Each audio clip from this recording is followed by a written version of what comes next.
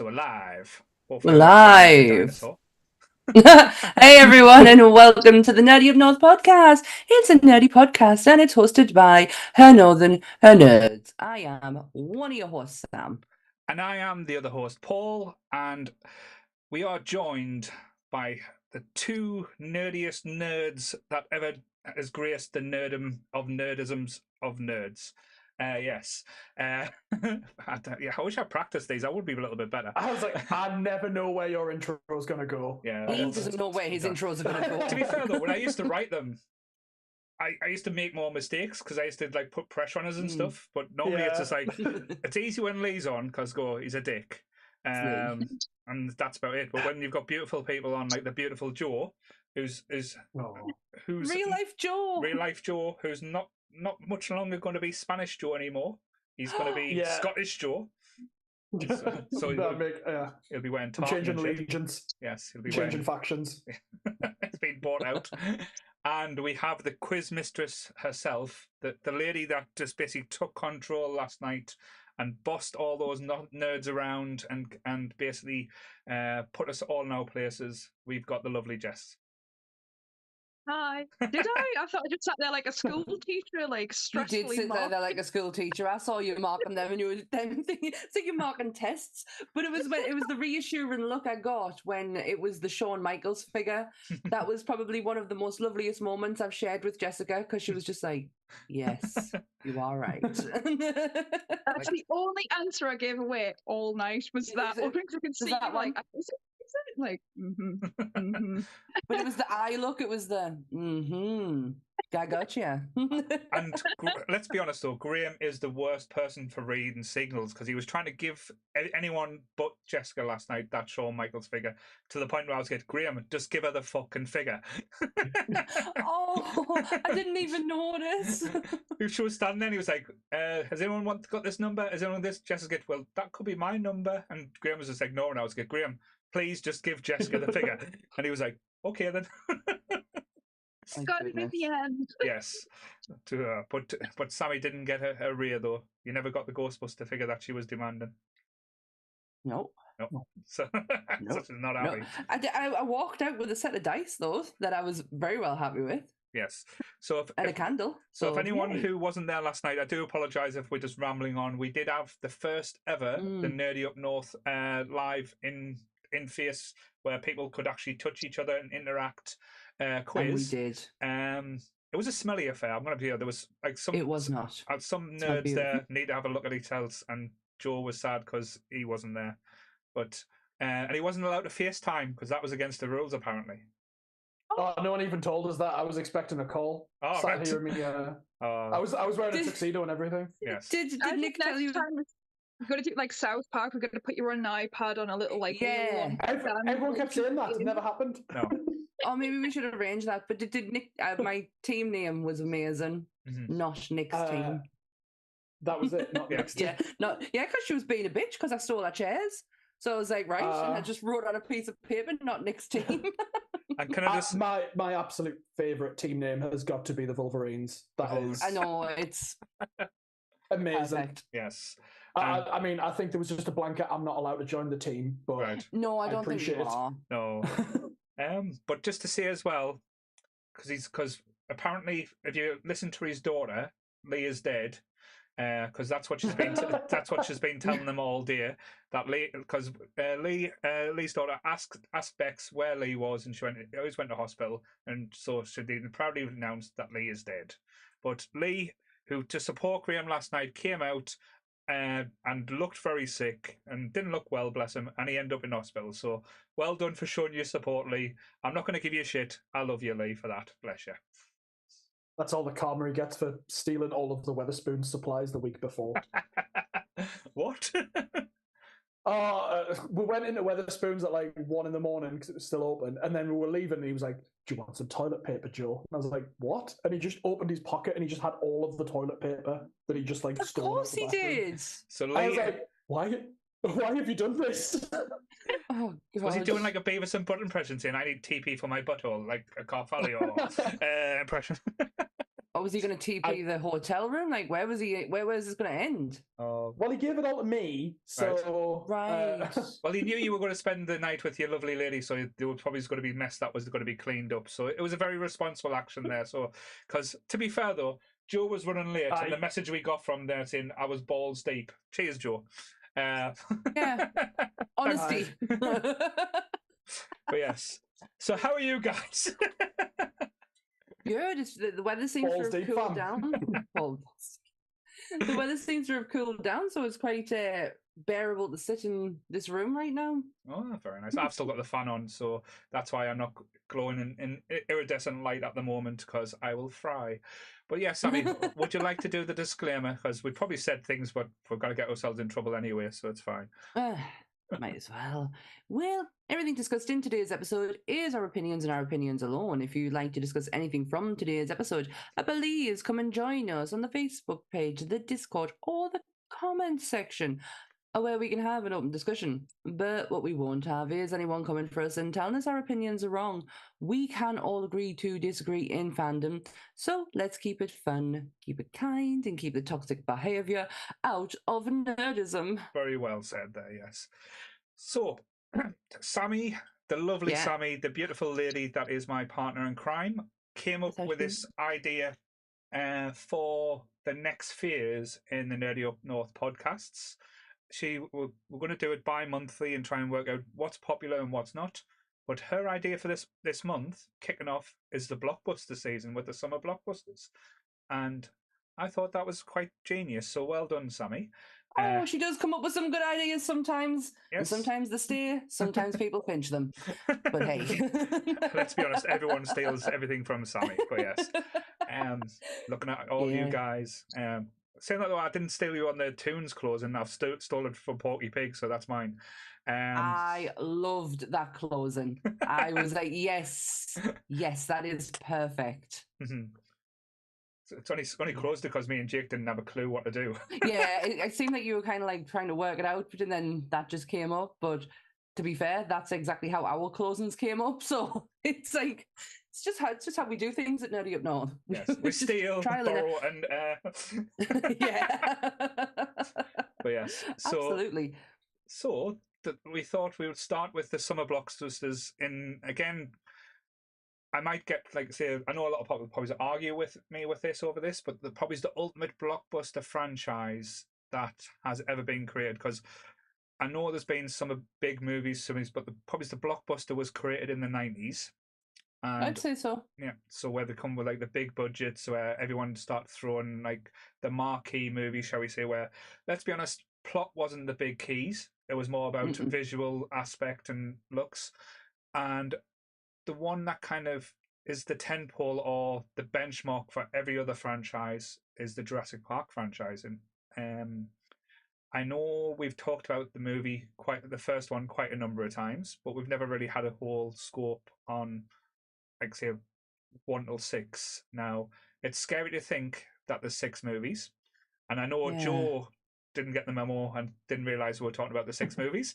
But say, that's not a bad thing, because now Joe is an expert on the first 3 movies.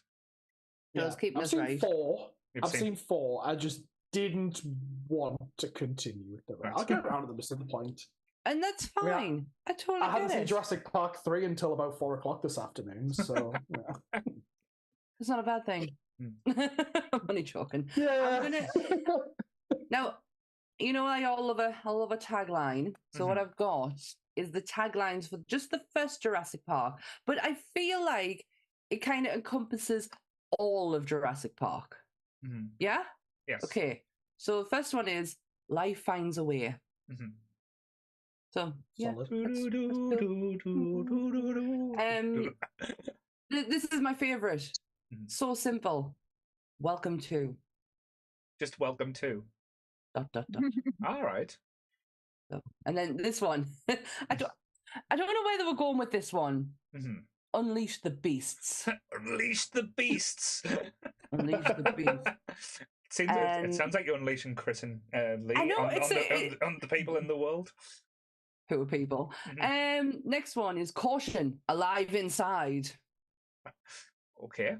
Are we talking about Jurassic Park the porno now or something? Or I promise you we're not. right? The next one is that's like hitting me as a precursor to like The Walking Dead's Don't Dead Open Inside. Right. yeah, portion alive inside. And the next one is the park is open. Right. For how Geniuses long? on this one. For how long this time? An adventure, 65 million years in the making. No, I like that one. That one's my That's favourite good, so yeah. far. And the last one is the most phenomenal discovery of our time becomes the greatest adventure of all time. Oh, that could be describing the land before time, though, not just Jurassic Park. There's a lot of time in there. Yes. Yeah. They're your taglines for Jurassic Park. I'm not Fair. going to go through all 6 of them because I don't want to. No, and we don't want to do another 3-hour podcast like the Trek guys did last night. Yeah. It's too warm for that shit. Can I share a quick metric? My favourite metric, which is, did Princess Diana get to watch these films? Now the first one, 1993, I think that's an easy yes. And obviously the other one's coming out in 2000, that's a well-no. So it's basically a question of the lost world. Do you reckon she saw it? When did it come out? It came out, this is the best bit, August 22nd, 9 days before she died. Oh, she saw it. I don't think she saw it, no. Do you think she saw it the lost world before she died? If she didn't, that's such a damn shame. Imagine if that was the last film she watched. It definitely could have been. Yeah. So that was going to be my point as well. Was how was Joe going to get the 2 points of action into this talk? Was like the Princess Diana? How did she affect Jurassic Park or the Jurassic Park franchise? And what would happen if Jurassic Park and you merged the Titanic? Like, say, would there have been chaos there? I don't think you could merge them. I don't know. You could imagine, like, say, Jack as a raptor. That could have been interesting, rather than being seduced by Kate Winslet. We've had enough X thing on X transport films, like Snakes on a Plane or Zombies on a Plane. Flight of the Living Dead's actually a good show. There's a raptor on the Titanic. Yeah, dinosaurs on a boat. Yeah. Why not? Rex on the deck. Rex on the... Oh. Sammy, she in marketing. That's good. Honestly, absolute talent wasted here. Yes. So I know when me and Sammy talked about the original Jurassic Park movie many moons ago, it was one of our first nerd talks, actually, I believe. Was it? Yes, because you done a nice little song for us and you give us that. We talked about like our first experiences like with Jurassic Park. So rather than like me and Sammy telling our stories again, I would love to know about Jess and Joe's first experience in watching the cinema, because I know Jess, as she keeps on telling us, is a lot younger than us. So she probably didn't experience sit on the cinema, I'm guessing. No, you know what? I don't think actually I've ever gone to cinema watch any of them, even the most recent like editions. Right. It's always been watched at home. I don't know. I think I remember there being a poster in my brother's room when we very first all moved in together. I remember the poster even terrifying us, just like this. Yeah. But I think I can't remember if it was actually for the first one. It might have been for Lost World. I'm not sure. But no, things like, obviously I started off on things like Land Before Time and things like that. Then it was like when you get a little bit older, it's like, now you can watch Jurassic Park. Oh, you've been traumatized enough. Let's go and put some more trauma in your life. Go watch them in real life. No, yeah, I think so. I think I just did that standard what all kids do, where you just be like, get to that certain age and you're suddenly just obsessed with dinosaurs for some reason. Yeah. Like, it's a universal thing. All kids go through a dinosaur phase. Yeah. What was your favourite, though? What was your favourite dinosaur? What favourite dinosaur? Favourite one of the movies? Favourite dinosaur growing up. We'll go with that. We'll go with that one first. We'll come into the set of the movies after. Quite literally, like anything that was in the water. Right. Became really obsessed with all the prehistoric things that were in the water. Right. Trying to think of the names now. Yeah. You get the Mosasaur in these. That's about it. It's about the only thing you get to see in them. got so excited when the Meg came out. I was like, "Ooh, film Megalodon." It's terrible. Oh no, me and Sammy are big fans of the Meg, so we quite like it. What about you, Joe? What was your first experience watching the original JP? Oh, so I don't really remember. I don't know if Jessica's younger than me, probably. Mm-hmm. Jessica's younger than everyone. It's fine. But I've had a rough paper around, so.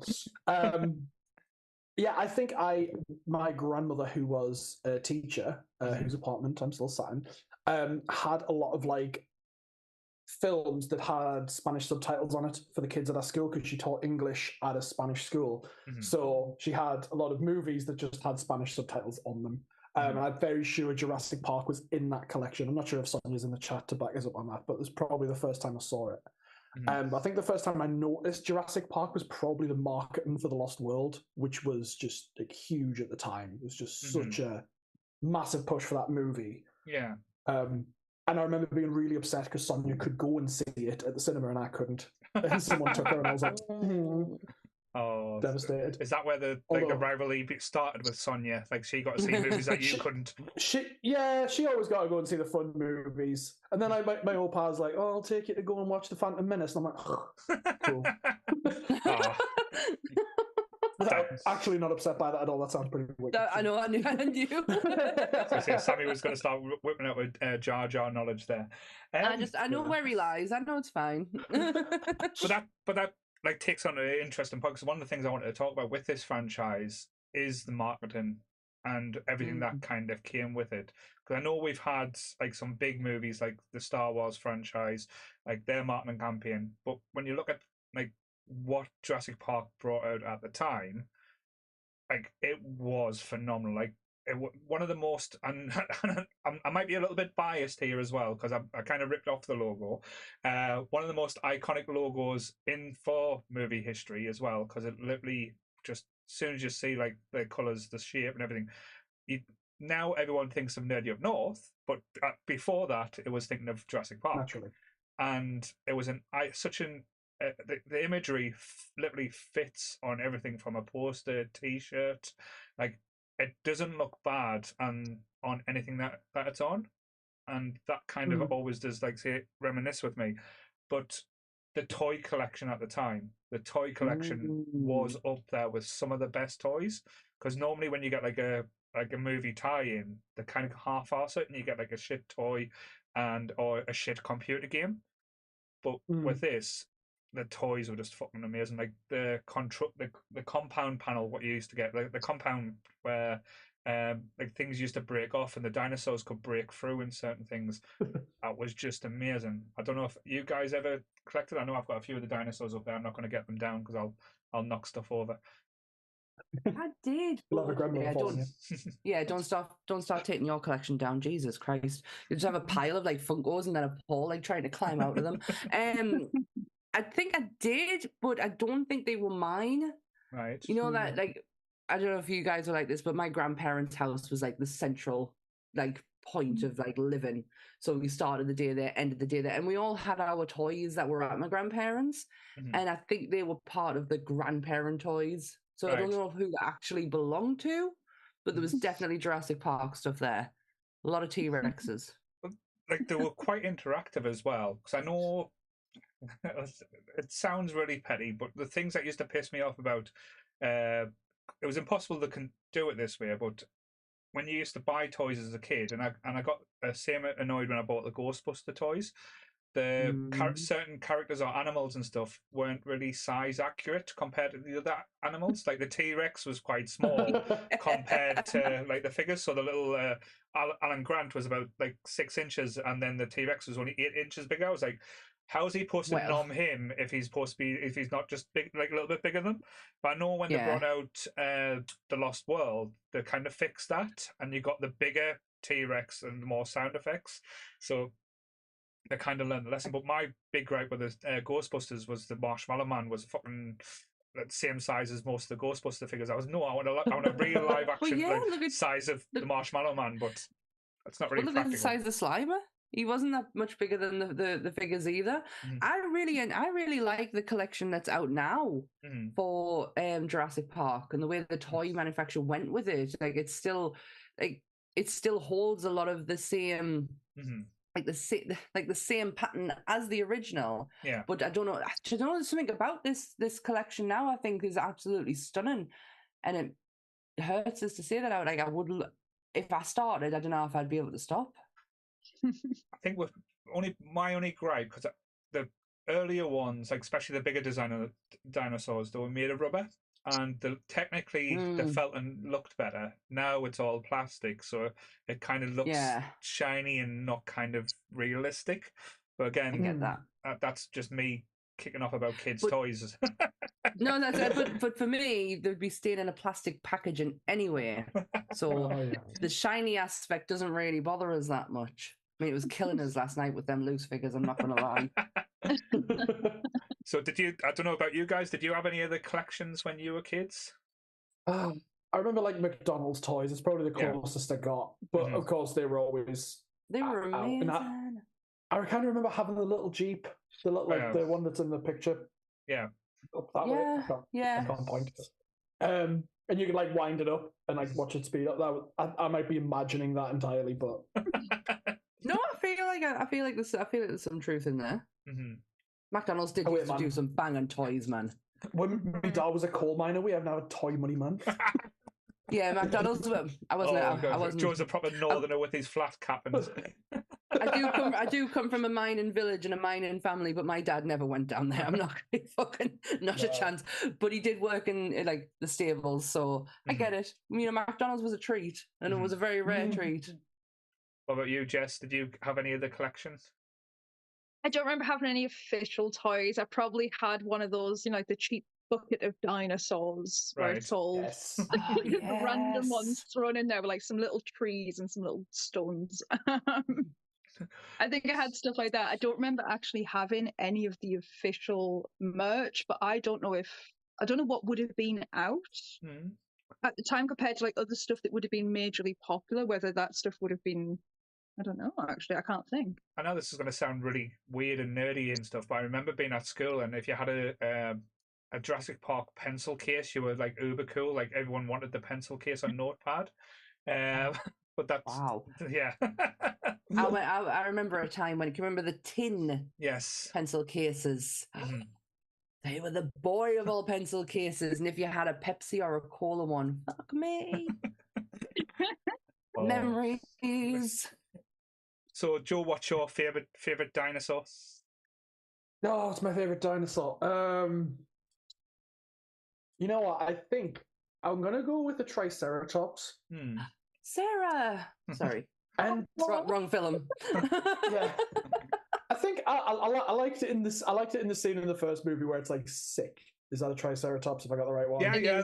Like, I watched it recently, and I watched it yesterday in 4K just to reminisce for the thing. And that Triceratops in 4K, it looks unbelievable. Oh, it's totally practical as well, isn't it? It's like they're actually like lying on it. I have met it before. Oh wow! But also, this is so stupid. I was really into Robot Wars. Right. That's not stupid. That's cool. I like Robot Wars. The robot, like Matilda, was like sort of Triceratops and facade, and I really liked that as well. So I was like, yeah, it's a cool shape. Plus Power Rangers, you know, Triceratops, Blue Ranger. Come on, represent.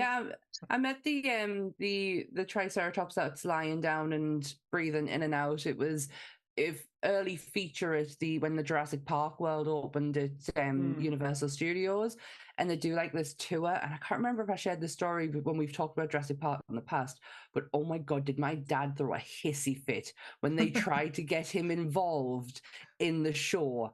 Holy shit, did he did not want to be a part of it. It was fucking embarrassing. He went on like a teenager. All because they were like, go and touch this Triceratops. Go and touch it. And he's like, fuck no. He went on. Ridiculous. Smart man. Don't go near the dinosaurs. Yeah. He's seen the movie. He was like, nope, I'm not going to get nom-nommed. What about you, Sammy? What is your favourite? So Triceratops used to be mine as a kid, and it was purely because of Sarah from Lemon Four Time. I absolutely adored that character. But now it's a toss-up between a Brontosaurus and a Brachiosaurus, even though they are two very similar, but obviously very different inside. I did have to have Google up to make sure I was saying it right, because I say them wrong all the time. Oh. So I'm going to have to say... So does this one bring back good memories from you there, Sammy? No, it doesn't. Oh, it's not working. It's not working. Yay! Oh, no, it is. There we go. So I don't know if anyone can remember this from Fallen Kingdom. It's just a little GIF. I've not done it all, so you can have a little look and see. This is Sammy's favourite dinosaur, saying, "Help me, I don't want to die." I would help you. I would go through the fire. I will go through the fire. I would. Sammy just dragging it out like a rope. Let's go, friend. Let's go. I don't know where we're going, but let's go. But yeah, sorry, I kind of had it England that was, and so I had that lined up. Sorry. Yeah, it's funny. It's because the two very similar, like the way that they look, and it's just but one's bigger than the other. I think that is the Brachiosaurus.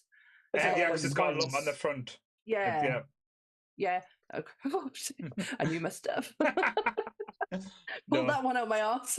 No, mine was the same as Joe. Like I say, I was a Triceratops fan as a kid. Like growing up and seeing it in Jurassic Park, the first one just blew my mind. Like actually seeing it, I know, and I think I've said this in the past. Like seeing Jurassic Park on the big screen, or even seeing Jurassic Park for the first time, and it was before the time of like big spoilers or everything that came out, because the trailers for Jurassic Park, the original one, give very little away.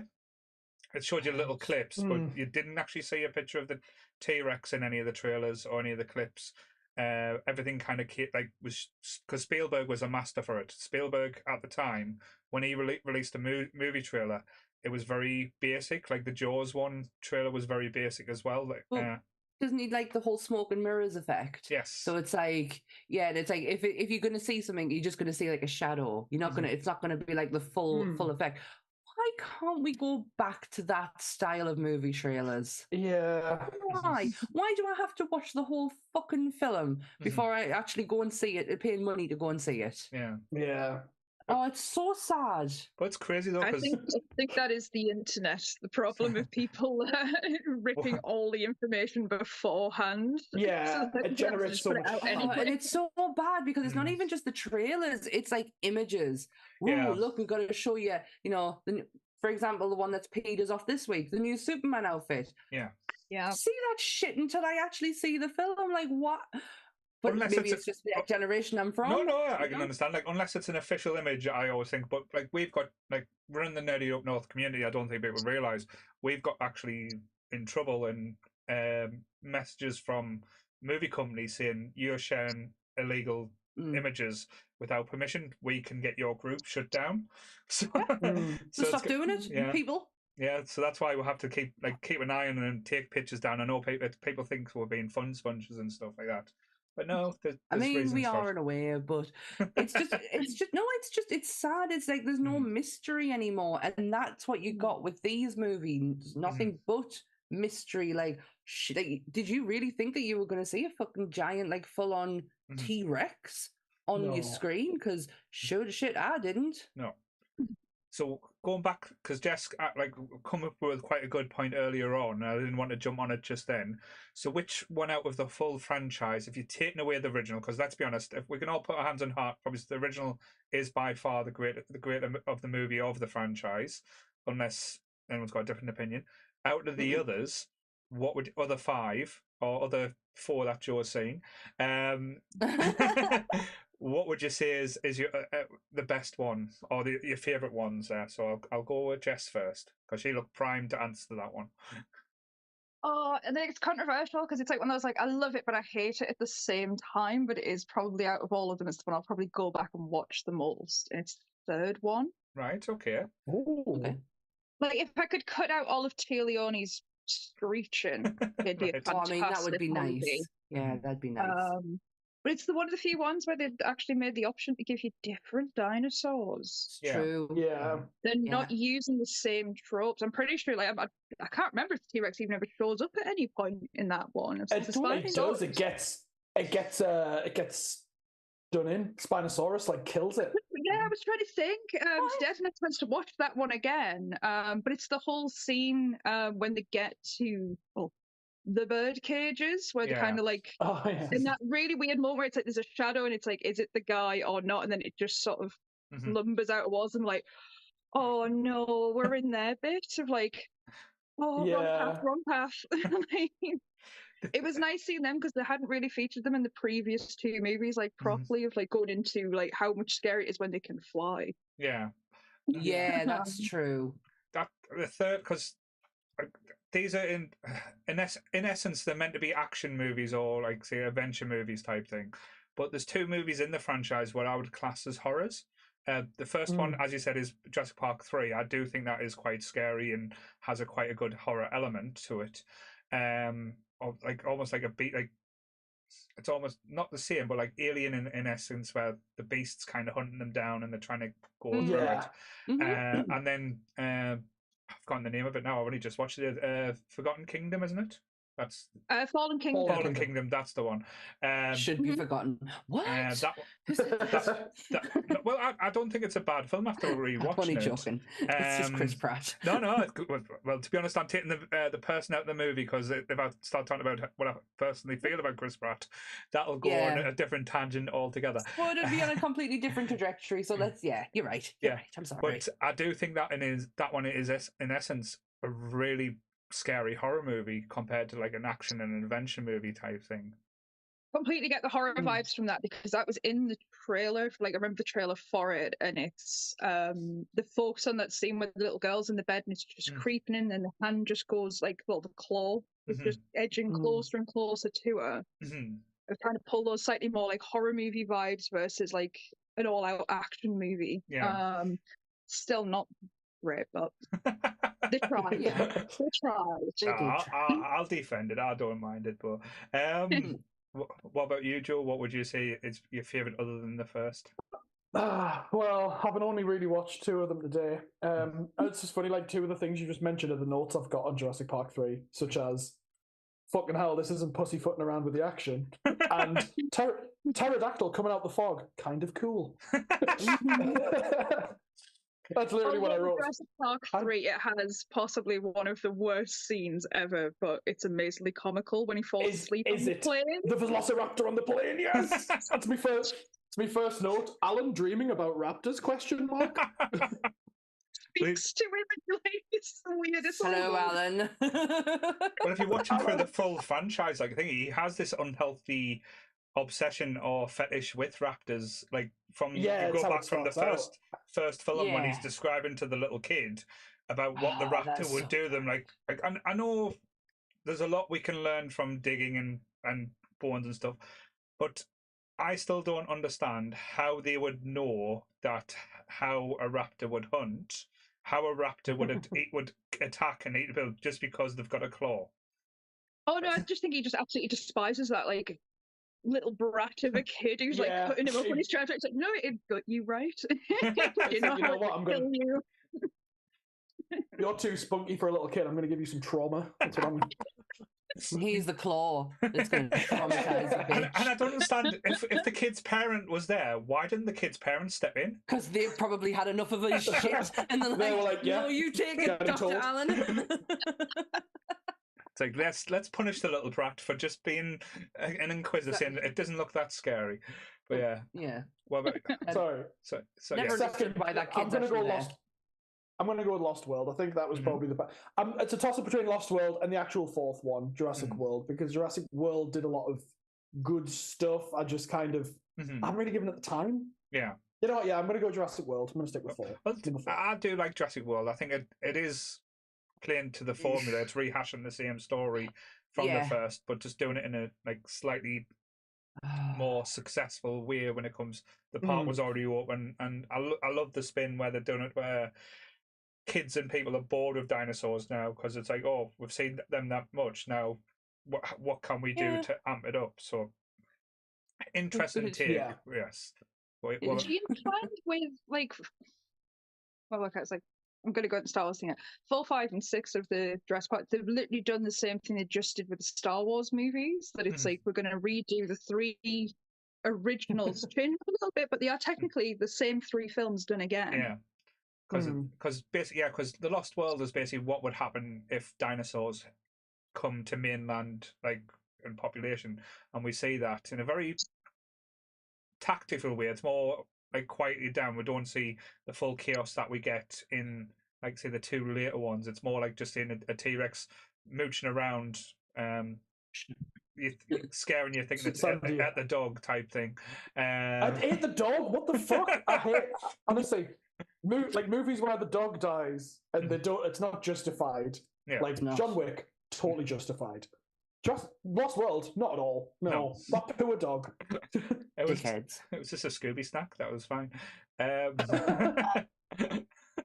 What about you, Sammy? Up until recently, I always died on a hill for 3. Like, I always said 3 was, such a good movie, had such good, like, intensity. Tia Leone aside, like, because she is fucking annoying. I thought it had some, especially the fact that you got to see different dinosaurs. However, I really, really love, and I think it's when the newest ones came out, that it's like, did nobody ever listen to Ian Malcolm? Did nobody ever sit there and just go, hang on a minute, this absolute gorgeous hunk of a man actually has something going on here? Yeah. And then I watched the second one, The Lost World, and I fucking fell hard for that movie. Like, I thoroughly enjoyed it. The fact that the cast was fucking brilliant in it. Like Julianne Moore, you got Jeff Goldblum actually coming back. You had Pete Postlethwaite. Like, there was a fucking stellar cast in there, and it was just Vince Vaughn. Yeah, Vince Vaughn, Vince Vaughn, who was not annoying in the slightest. Like, I thoroughly enjoyed him in it, and it's ever since then I'm like, that is like my, after the first one, I fucking love that movie so much. But yeah, nobody listens to Ian Malcolm, do they? No. I was thinking that watching it, I was like, everyone just treats him like shit. He's just like, this is a bad idea. This is a rescue mission. We are in trouble. We need to get out of here. My daughter's stowed away, and she's just like, everyone's just acting like it's fine. And I was like, this dude watched people die. Like, people fucking died. He's probably like traumatized by the whole event, and they're all just like, silly little Ian Malcolm. Silly Ian. He didn't know. What, you got nothing to worry about. We're just here to take pictures. You're like, what the fuck's wrong with you? Everything Ian has said in the past, guess what? Came fucking true. But to be fair, though, there's a life lesson in this as well. Don't be sleazy. Don't ask to act like a little bit of a creep, and people might listen to you. Because to be fair, he is just oozing oil, like every scene he's on. Like, any woman that comes up or looks at him, he's like, oh hi. Like, even in the last one, Dominion, where he's basically, he sees the pilot that is very, very younger than him, and he's just like, oh hi. He gives her the look, and she's kind of looking at him when he's going, oh, I better updo my shirt. I was like, oh, so they're keeping the creep thing going all the way through all the films. when it comes to Jeff, I just see pure ego and not creepness. Right. I don't know why. I just think he's an ego maniacal person who just. To be fair, though, if I did what Jeff Goldblum does in these movies, I would be cancelled. You could not pull that off in the slightest.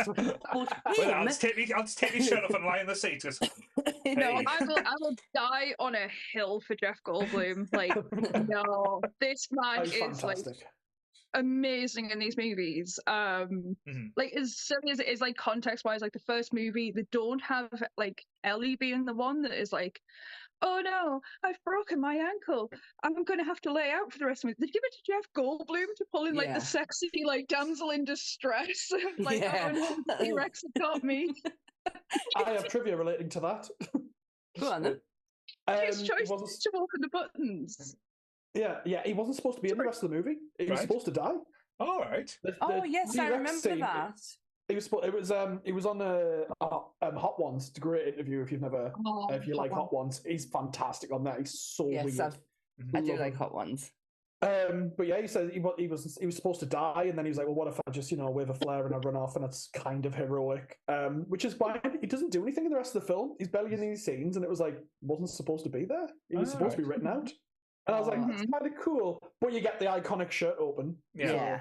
That's true. I love when it comes to doing any like trivia or like facts on the first one, because it's so enriched in like so many stories of on set and the actual animatronics that he used with the dinosaurs. I saw recently, doing the rounds again on Facebook, I think it was the malfunction of the T-Rex, where it's because it got absolutely soaking wet in the rain, and then its animatronics like function started to kick from start to finish, and they couldn't end up stopping the sequence, so all of them had to sit there and just wait for this T-Rex to be done with what it's doing. But this is like full size. I think it was just the head. Yeah, it was. It's traumatized that still a little lad, because it said like when it goes onto the truck and it's meant to be biting into it, it's like that's when it screwed up. It was just getting progressively, and that poor kid's just stuck in the scene. You're like, has he not gone down the wrong path after this? It's become a proper dino hunter type thing. I think it's a great one. A similar thing. I was watching a couple of the documentaries today, and there's one when they're talking about the third one, and I always forget the actor's name. It's the guy who's also in the Green Mile. I guess like the saddest death ever in Green Mile. Oh, he's a friend. He was the French guy. Rest in peace. He's dead. Oh, I can't think what his name is though. I know who you mean. He's in Sister Act 2 as well. He was saying when he went on set, and they gave him like a full talking to, and like, these are full machines, by the way. There is every risk when you're in all of these scenes. It's like you could get seriously hurt. It's like, I know they look like fun dinosaurs, but they are serious machines. It's like, we're not sure if something might screw up. And he's like, kind of got the terror in there better. He's like, that terror you see, he's like, that's legitimate terror. Because we didn't know. The work, the craftsmanship that goes into it is something you can't wrap your head around. This took place like in the 90s, early 2000s. Like nowadays, like you can, of course they can pull that shit out. But this is like the 90s. Like we're coming off the back of the 80s, where everything was practical. And it's like I know we do go hard on like the practical effects on these podcasts, because I know me and Sammy are big fans of the practical effects side and think it does lend more to like what you get at times. But I think you can't do these movies without special effects, without the CGI. But I think they always get the good balance as well. And where they can use, like in the close-ups or like in the smaller dinosaurs and stuff like that, they don't cheap out and just use CGI. They always use like say like a model or like a puppet, or even like the animatronics, and it kind of gives you that like little warm feeling in your stomach as well, which is, again, I totally get what you mean. I do, yeah. It's like that warm and fuzzy feeling of like, oh, look where I'm at, and look where I'm like sitting in time right now. Like it's not 2024. I'm sitting in the middle of the 90s right now, and I'm fucking living for it. I feel like it ages better as well. Yeah. Sorry, there was quite a sad line when I was watching the documentaries, and it was when the guys were on about, the first movie is predominantly practical effects. But then a secondary team came in to like start doing the CGI stuff. And one of them sat there and he's chatting to the camera, and he's just kind of like, we literally watched like essentially our extinction happen with that moment when they showed us what they could do. It's like, it is literally the end for us. Like, we're not going to be in this industry much longer. Now we can see what they can do digitally to what we can do practically. I was like, the thing is that when storytelling, CGI just can't cut it. In some places, there will always be a place for them in movies, because you will get, even directors coming up now, they will appreciate what's been. So it's, do you know what I mean? Like, I get where they were coming from at the time. Like that must have been absolutely soul wrenching to watch your work then being put onto a computer and like, oh, look what we got. It's almost like a slap in the face. Yeah, I mean, bless them. I think when I was watching it, they did go on. It was like, they were still the predominant factor in the first movie, but they do say like as the movies went on, less and less was practical, more it rose in the CGI. But it's about, when you get like Jurassic Park's great for it, where you feel like you could literally, you want to touch it because you can see all the texture and it's like real. tangible. Yeah, you're like, oh, like I just want to touch it. You don't get the but I want to keep my limbs at the same time. So if anyone's listening or watching, if you can get a clip of Jester saying, "Oh, I want to touch it," we can use that. Just want to touch it. No, I totally agree. It adds such a good depth to your movies. Like, it's not just Jurassic Park. I think every film that's been like really successful has good practical effects. And I'm not like, I was going to say Lord of the Rings, because Lord of the Rings has a huge amount of practical effects. Starship Troopers, we were talking about the other week, the amount of stuff they produced for that, they still use at Hollywood. You know, that goes to show how effective it can be.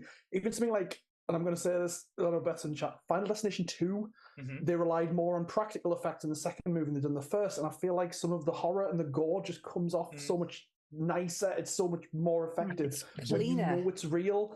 And acting, people respond to stuff they can touch and feel, and it's and it gives something more it gives something more authentic, doesn't it? And it's crisper, it's cleaner, it's I love it. And if we're going to go with like franchises as well, if you look at like what they did with the Star Wars franchise, like the first three, I know the Lucas couldn't keep his mitts off them, but when you go back to the original cuts, the practical effects and everything that they used, like say, I don't think they were bad or needed topping up like they did, but that's probably where the prequels lost a little bit of the magic, because he went crazy happy with the CGI instead of just staying with what kind of worked in the original ones. But no, you're totally right, because in the original it's gritty, and it's because it's not shiny and it's not bright, and it hasn't had a paintbrush run over the top of it, whereas that's how Phantom Menace looks like. The first opening scenes of Phantom Menace, you're like, oh fuck, who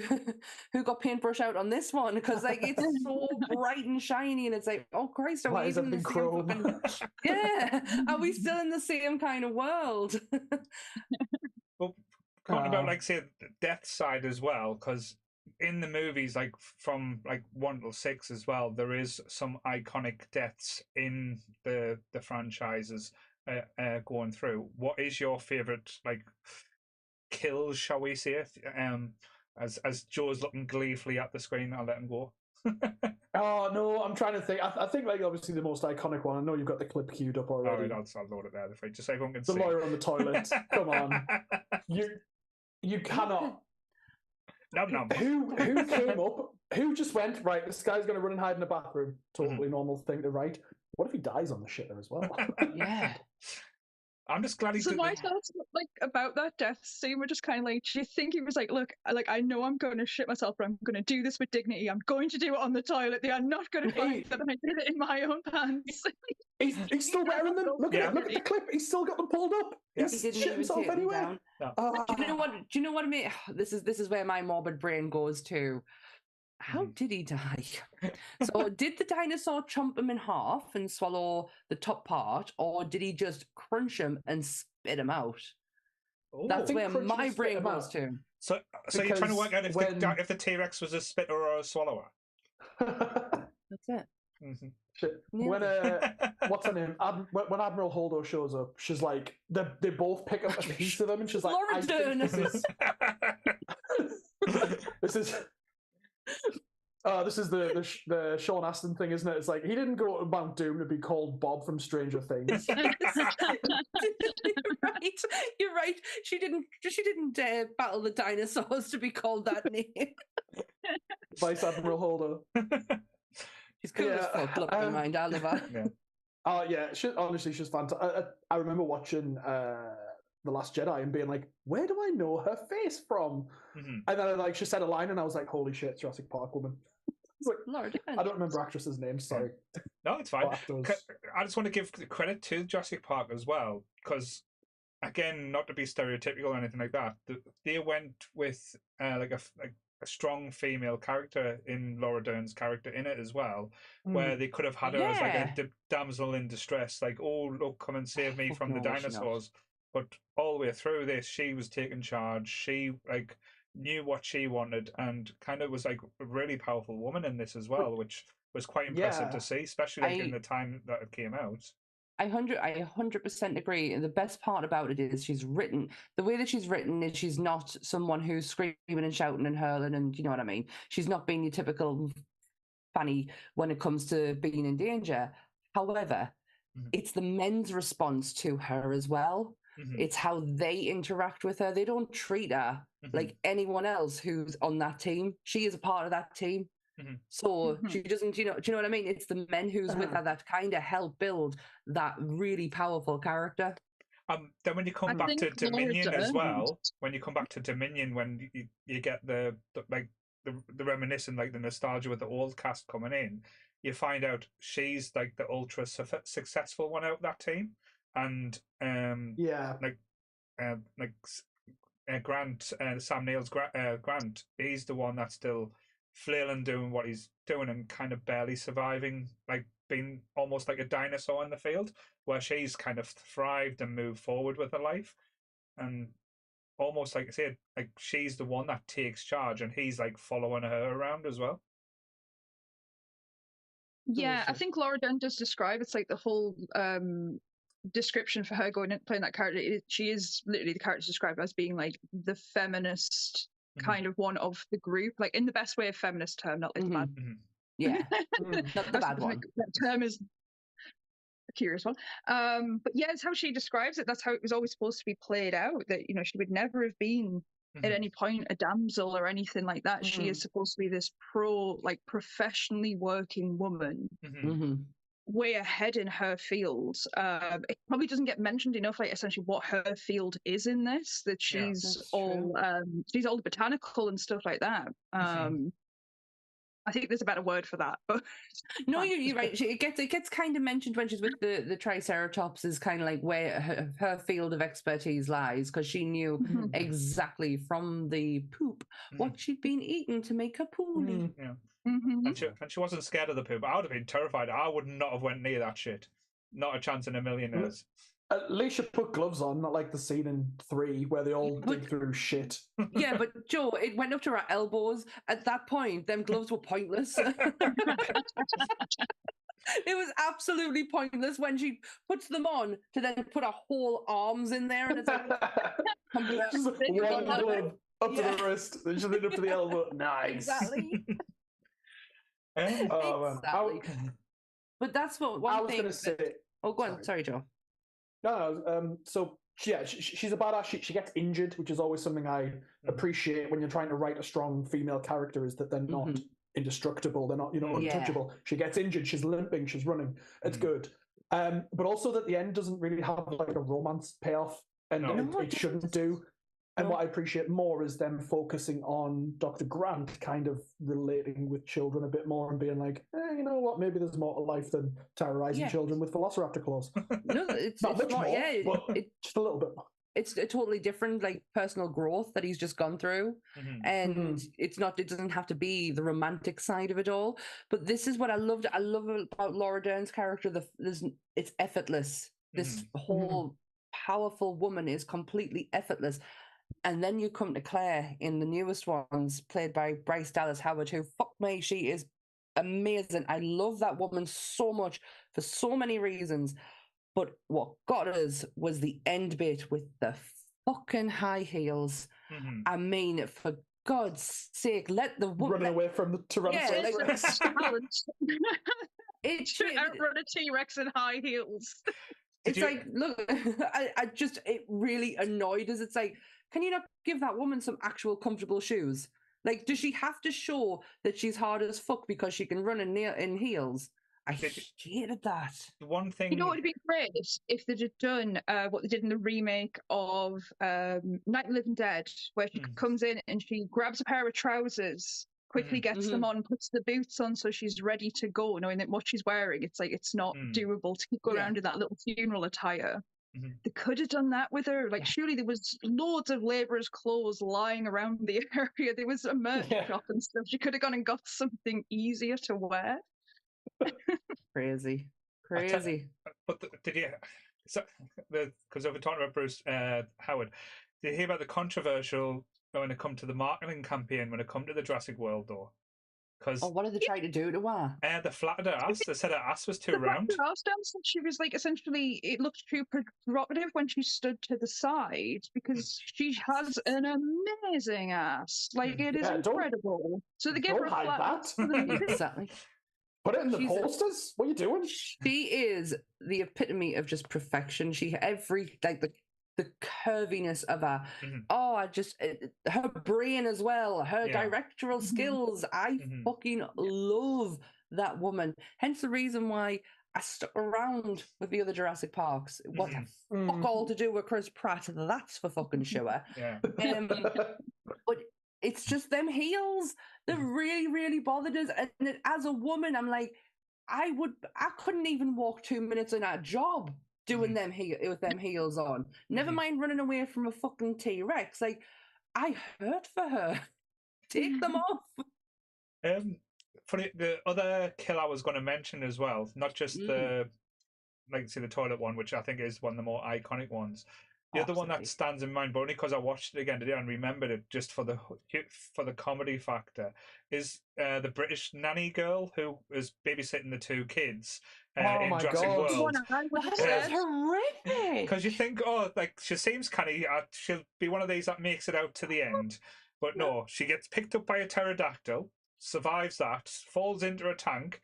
The pterodactyl kind of splashes them around in the water for a bit, and you think, oh, fuck, that's not going to good. Then she gets proper nom-nom by the fish one. What was that big one called? Oh, I don't know. It's a mosasaurus or a mosasaur. Yeah. I think mosasaur. I just kept calling it Megalotron because it's just fucking huge. It is that poor woman as well, because she has like the naffest job when she's there, where she's obviously like an intern trying to work her way up in this company. She's working under Claire, and it's like, so what are we going to do today, Claire? You're going to look after my nephews that I totally forgot were arriving. Like, all responsibility goes out the window. You can have these kids that are irritating as to deal with. That's the one thing about this movie. And that's how she goes out, and you're like, this woman just didn't have a good time at all. She didn't deserve it. So unfair. There weren't fun kids in this movie. Like I say, like the kids in the original one, you kind of liked them. They weren't irritating. They weren't. Joe's like, I just hate kids. No, you know what? We've been spoiled with the likes of the Babadook, so do you know what I mean? Like, that, in comparison, not that bad. But go on, Joe. Fuck that kid as well. No, I was gonna say, I hate the two kids in the first one. I mean, they grow on. Yeah, I think that's the point. You're going through the journey with Grant as well. But the daughter in the second one, fuck her. Yeah. Like, she's awful. I'm just still away. Like, he's telling you it's dangerous, and then she's talking about, I remember you telling us all these stories. It's like, why did you come? Why did you come to the fucking dinosaur island then? You stupid cunt. The kid in the third one, I was like, thank fuck. He's paying attention. He's sensible. He's survived by himself. He's clearly like got his shit together. It's his fucking mum that wants to shut up. Yeah. Just a trilogy of frustrating children and finally getting it right in arguably the worst one. This has been Joe's rant of the night. At the end of the day, fuck the kids. That's what Joe says. It was a good one. It was a good one. I made specifically sure not to say that. I do like the girl in the first one, but I was really annoyed. Like, when you're watching it, and you're like, you don't fucking know this code and shit. You generally don't know this. I'm sorry. It's a Unix system. She's a hacker. I know this. You fucking don't. No. Behave. But if we're talking about children as well, how did you feel about the kind of hinted at clone kid in Fallen Kingdom? Then they kind of went away from that in Dominion. If you're going to do it, do it. Yeah. Stick by it. Follow through. If you're going to go down the cloning aspect, because it's not out of the realms of possibility, given the mother that she had, that would be something that she would end up doing. Yeah. I totally just stick with it. It seemed weird that they bottled it at that point. Like in the last one, they kind of went, "Oh shit, we didn't get a good response to the cloning." Probably, let's be honest from back with Americans. With the whole religious aspect. She wasn't done by an actual creator. Yeah, she's not real. Not real. So with them kind of changing that and going back to saying, oh no, she was born properly from her mother, but then she was made to try and fix the disease that killed her mother type thing. I was like, all right, interesting, but I thought it was a bit haphazard because I was quite interested with the clone kid story, because that was a quite interesting story that they could have went with. But yeah, it is a weird one. There's one thing that always bothers me when I watch Fallen Kingdom. You know the woman who's her nanny, sort of thing, who looks bizarrely like an older version of her, and I was like, please tell me that's a failed clone that's aged too fast. How she knows everything and is able to keep her in check. Yeah. I get it for the end of the movie where it's the whole, do we release them or do we kill them? And it's like, well, that's my choice because they've been made from the same technology that I was made from. So it's not your choice anymore. This is for me to decide. Going into the final film, though, I don't know about it because it's kind of, it's still alluded to, like, she's not 100% a clone, but she still is supposed to be, I think. Had a DNA tampered with. She's born only from a mother. There is no male parent DNA. It's just pure. So she is almost a direct copy of her mother, hence the changing of it, because it means she adapts the same genetic disorder. So sort of technically she kind of still is, but not in the way that we would. For an excuse for a third film, because you know the big bad was a locust. Yeah, a locust. Well, it was basically like say the what's he called? The guy who ran Apple. What's he called? Oh, I forgot his name now. Steve Jobs. Steve Jobs. It was like a Steve Jobs impression. Bad guy. The guy who was trying to fix the world. You know, like that's huge. So you know, in the first movie, the guy that Nedry meets up with, yeah, that's him. Dodson. Dodson, yeah. That's Dodson. That's not the real Dodson, though, because he's in prison. Yes. So the recast. But there is on Netflix. There's a show called I think it's Cretaceous Park or something. Like the kids watch it. It's like an animated one, but that patches in the story of Dodson, of like who he is. So when he comes into the final movie, like, oh, it's gone like full circle, but you had to We've got a Dodson here to like get that. It's like he's the guy from the first movie. I love Dennis though. I think he's absolutely class. Because you just brought up Dodson and Dennis comes to my head. Isn't Dennis's death so much different in the book to what it is in the movie? I've never read the book, to be honest. Jessica's just done a brilliant. I had a note to look this up because I've heard that the book one is so much more horrific, but I didn't actually look it up. So please let me know what it is. I think it's something to do with, I'm sure, like the goo. But the goo's not real from that dinosaur, though, is it? The goo, no, that dinosaur can't. The thing, yeah, that's wrong. Yeah. This is also the dinosaur. I always get the name wrong. I always call it a Dilophosaurus, and it's not a Dilophosaurus. Just call it that.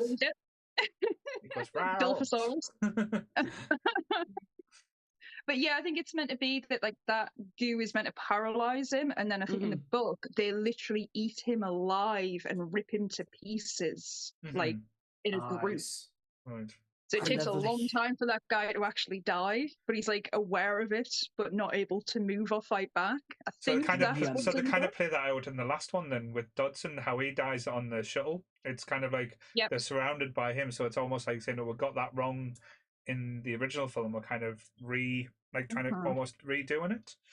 Well, I think because they were trying to like with the first one, they're trying to aim to a certain audience. So I think doing like guy getting ripped to pieces is going to completely change your rating setting and maybe move away from the kind of like kids movie it was aiming for.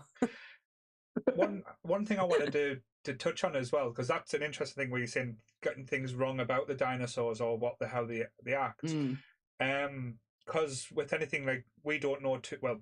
Because we weren't there during when dinosaurs went. Everything's based on. Who wasn't? I'm on it. Everyone's based on like science, what we find, and what kind of studies they do. And since the original Jurassic Park came out, the studies and things they found out that dinosaurs were more like bird-like and had feathers and stuff, like rather than like actually looking like lizards. So the transformation from Jurassic Park to the last one in Dominion, where we get a lot of more furry and feathered dinosaurs. And I think it's Henry Wu actually makes a comment about it, because I don't know if it's in the last one, but he's talking to someone about the genetics for dinosaurs. I think it might be Jurassic World, the fourth one, so the first of that franchise, where he's talking with the guy who owns the park. He's saying you wanted this genetically to look this way. We've been doing this from the start, making the dinosaurs look the way that they perceive. So it's kind of like almost like saying, oh yes, we got the look kind of wrong back then, but it was done on purpose. But now in the newer ones, it's like the kind of staying with the science, or saying what the specialist or the experts are saying. I thought that was quite an interesting take, that they had the balls to like not admit they were wrong, but like kind of saying, right, this is not quite up to modern day technology or modern day science. We can try and adapt and keep up with it. So I was like, all right, I thought that was quite clever. It is in there, yeah. I think as far as the movies go, like they do, I'm sure, I think there's a few they explain it. It's like they don't have the full DNA for all of them, so some of them are patched in with the closest thing they can. Like some, it's like frogs.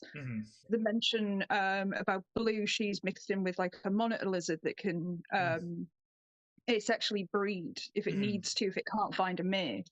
Yeah. But I think the whole thing is like they're based on a sci-fi written novel, so there is like a level for like creative kind of choices of how they decided to write the dinosaurs. I think maybe. I like that, and it's a good point to raise as well, because I know we talk about movie magic and like a lot when we've talked about like reasons why things happen. We've got to suspend the realm of belief a little bit when we're talking about a film that's cloning dinosaurs back from resurrects dinosaurs, yes, and then genetically altering them, and then we've got Chris Pratt pointing his hand at them and being able to like stop raptors in its tracks just by doing that. Chris Pratt, you can't control a fucking raptor. I'm sorry, but no. I will say that is the movement I do if I'm out with all three of my children at once, is that whole thing. Eyes on me. What are you doing? I love it. You get the vest out and everything, and it's like, hold on, kids. But then everyone I see you. But then he uses the hand movement on any dinosaur he comes up against. Like if you notice, like not just the raptors, like if he stops them, it's like then in the last one, Alan Grant starts using the hand as well, because the little girl, I've forgotten the girl's name now, that's called the clone girl. She basically uses the hand to stop the baby raptor, and it's like, we're there. So if dinosaurs are real, all they need is this hand gesture to control. I wouldn't, like as Jess said, it works on children. Maybe we should try it on like the feral people of nerdy up Where's me cat? Where's me cat at? Let's see if it works on them. I'll just like shout at some point to get everyone to stop. Jessica, I think I would genuinely lose my marbles if you ever raised your voice to anyone, because I don't think it's possible. I was gonna say, when she got pissed on the quiz, she was almost shouting at us then. It can happen. It's rare. Two bottles down, Jess gets a bit angry. It takes a lot of pushes to that point. Almost came close at the quiz this time, but no. Oh, you dick. But yes. But no, I think that whole like the hand movement's like way overused in the movie. I do like it with Alan Grant because it's his whole thing with the raptors of like raptors. The raptors were his thing. Yeah, they were his thing first, and then Chris Pratt. You've got that fucking idiot thinking you can tame them, and then Alan. Oh, I can't abide him. I really cannot. They should have ate him. Honestly. Should have ended it. There's someone who tries to use it. And is it Vincent D'Onofrio who's in Jurassic World? Yeah. He like tries to do it when there's one closing on him and just bites his hand off. I was like, amazing. But because you're not Chris Pratt. Exactly. But he should have been Chris Pratt who had the hand bit off. I was going to say Vincent D'Onofrio though. I mean, like probably. I'm surprised he didn't just grab a raptor and just slam it. Yeah, exactly. Look how hard. Like, look at the powerhouse that comes behind Vincent D'Onofrio, and then he loses a hand, and Chris Pratt fucking barely gets a scratch on him. That's the thing. If you look at no justice in this world. But if you look at the people that's been in this, like the whole franchise as well, like from Samuel L. Jackson, William Dafoe, Juliette Moore as well. It's like it's not just like little bit name actors and stuff like that. It's top tier people. Well, your main cast, you Sam Neill, like Sam fucking Neill, like he's a legend. Jeff Goldblum, fucking legend. Laura Dern comes from Yeah. Richard, exactly like Laura Dern. Like, I know I was just about to mention her dad, but she is a fucking actress in her own right. Like, her name doesn't need to come from her father's. But yeah, the main cast themselves is fucking huge. It's hilarious that I always forget Samuel L. Jackson is in this franchise. Yeah, it's weird. Always He forget. shares a credit card with credit card, not a. He shares his card on the credit. You know what I'm saying? Okay. With whoever the guy is who plays Dennis Nadry. Dennis, sorry, I don't know which one's right because Coxie plays as Dennis on games. But BD Wong gets his own card, like his own entire screen, and Samuel L. Jackson, who has an arguably much bigger part, and is one of the few kills in the movie as well, just has to share the screen. The way Samuel L. Jackson smokes in this movie as well, I don't know why, it just makes us feel really uncomfortable and chokes us up every time.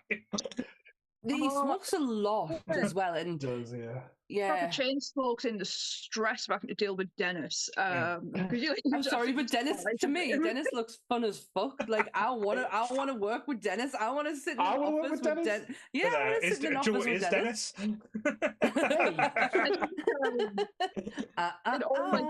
The stuff I was watching today, like Sam Neill's talking about it, and he's saying about like Samuel Jackson being in. He was like, he's like, it's really early for him. He's like, but you know he's gonna die because they let him smoke on screen. It's like, you know that character's gonna die because he shouldn't be. Like, he's obviously like, he's not a bad guy, but he's like, he's not kind of good enough to be a good guy. It's like that's a death. That is. It's the horror movie tropes, isn't it? Dying. But what about Bob Peck, who plays the warden of the Raptors? Yes. Who's a good? What a guy! Yeah, who's a pretty girl or who's a clever girl? Clever girl. Anthony would kill me for that. Oh, yeah. My work husband Phil, although we're not work husbands anymore because we both left the job. He had a T-shirt. Yeah, he's not. Yeah, ex-work husband. He had a T-shirt that was Velociraptors playing Countdown. Right. And it said, clever girl. He absolutely loves Jurassic Park. And I've been messaging a day while I've been watching it. And he was like, every time I complained about something, he was sending me like a gif of the scene. Like the Velociraptor shouting Alan, or the woman shouting for a child in the forest, or even then the pterodactyl coming out the fog. I was like, he's so on top of it. That can go, this fucking woman. And he's like, I know what you're up to. When did the original Jurassic Park come out? What year? 1993. My God. So in 94, he got diagnosed with cancer and lost his battle in 99. But my goodness, like, that's that fucking hell. Like, to even think he looks fucking incredible in that movie. Fit as fuck. And then a year later, bang. My goodness, if that's not a lesson to say live your life, Jesus Christ. Every time I see him on screen, though, it's just always that SpongeBob joke of like, who wears short shorts? He wears short shorts. Have these little tiny shorts on. Oh, he's pulling them off though as well. Oh, he looks good though. He does look good. I love the opening scenes with him in it. Shooter! Love that line. That's one thing I was going to mention as well. Like, each one of these movies has a great opening scene. Like, how they kind of like bring you into it. Like, from the first one, basically the cage going down, and you kind of like, oh, what the fuck's going on here? You don't actually see much going on. Was it Fallen Kingdom, when they're back in the park and they're trying to locate the skeleton or a tooth from the genetically altered one, and it's got the little submarine under there, and you see the light, and you see like just a shadow behind it, and the light goes out, and then you see the T-Rex go fucking apex predator on everything. Again, that poor guy. Yes. Trying to get on the helicopter. Not his day, was it? No. It's like every little thing that could go wrong did go wrong, but there's got to be that mention as well with Jurassic World of like the whole thing when that movie came out. Like the most iconic thing that got shared around about that movie was when it all kicks off in the park, and that guy who runs and he's just got 2 margaritas. He's got 2 margaritas. He's just protecting his drinks. I mean, you can tell he would have been Scottish He would have been Scottish. That man was paying park prices. He was not spilling it. I was going to say, if you bought two drinks at a theme park, God, that's 2 months' rent he's running out with. And again, see if they did find the technology and were able to open a Jurassic Park in real world, would you visit knowing what the potential could happen? Fuck no. No. Stupid. No. Absolutely fucking no. No. You saw me what I was like in a room full of animals that, could potentially hurt us. No. The cake retreat isn't that bad. It was, what was it? Was it an owl? It was an owl. You freaked the fuck out. And then Lee had a snake on him, and you were like, nope, not going back in this room. Like, don't get us wrong. I am an animal lover. But when it comes to things that could hurt me, I don't do good very well. I don't do good very well. I don't speak English properly either, so no. You really want to hurt me. And I'm terrified of birds as well, so if you're close enough to interact with them and touch them, it's not safe enough, and fuck that. If otherwise, what's the point? So you should see me around my older. You should see me around my older cat Beatrice. Because she used to attack us when she was a kitten. I still flinch. She's 12 years old, and I still flinch when I go to. I'm like struggling. I'm like, oh my god. No, I'm the same. I get really freaky. Like, I don't mind like the kind of cute stuff in zoos. You're like, oh well, that's fine. It's when you get the gnarly ones where you're like, I don't know. Like, I think I did test a zoo like a good few years ago, and there's like a bridge that goes over. And I think it's cheetahs they've got underneath. And we're like looking over the bridge, like down at their enclosure. And there's just three of them just sat there just staring up at the bridge. And I was like, yeah, we need to move. I'm like, they're trying to figure out how to get there and eat the nom-noms. Like, no, I don't care that they look amazing. I'm like, I'm moving. Give me a cow, give me a goat, give me something like that. Like, I am fine with them. Cows are dangerous as anything. Like, cows on are average like in a year, doggies. They kill more people than sharks do. Oh my god! I actually have Jess a is going to lead the health and safety on cows now. It's so funny. I have a soundbite of my sister saying that exact thing as we're driving in a car. She's going, "You're more likely to get killed by a cow than a shark."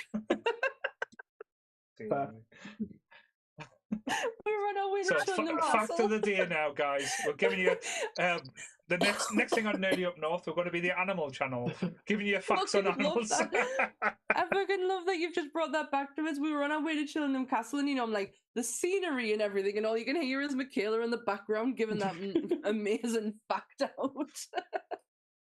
No, I think it's in the Jurassic Park. Don't ask me though. When Jurassic World, you see it's like the little tiny triceratops that the kids can ride on. I'd be like, what's the weight limit? You're talking to the person that was disappointed that I was told I was too big to ride the donkeys at Blackpool, but yeah.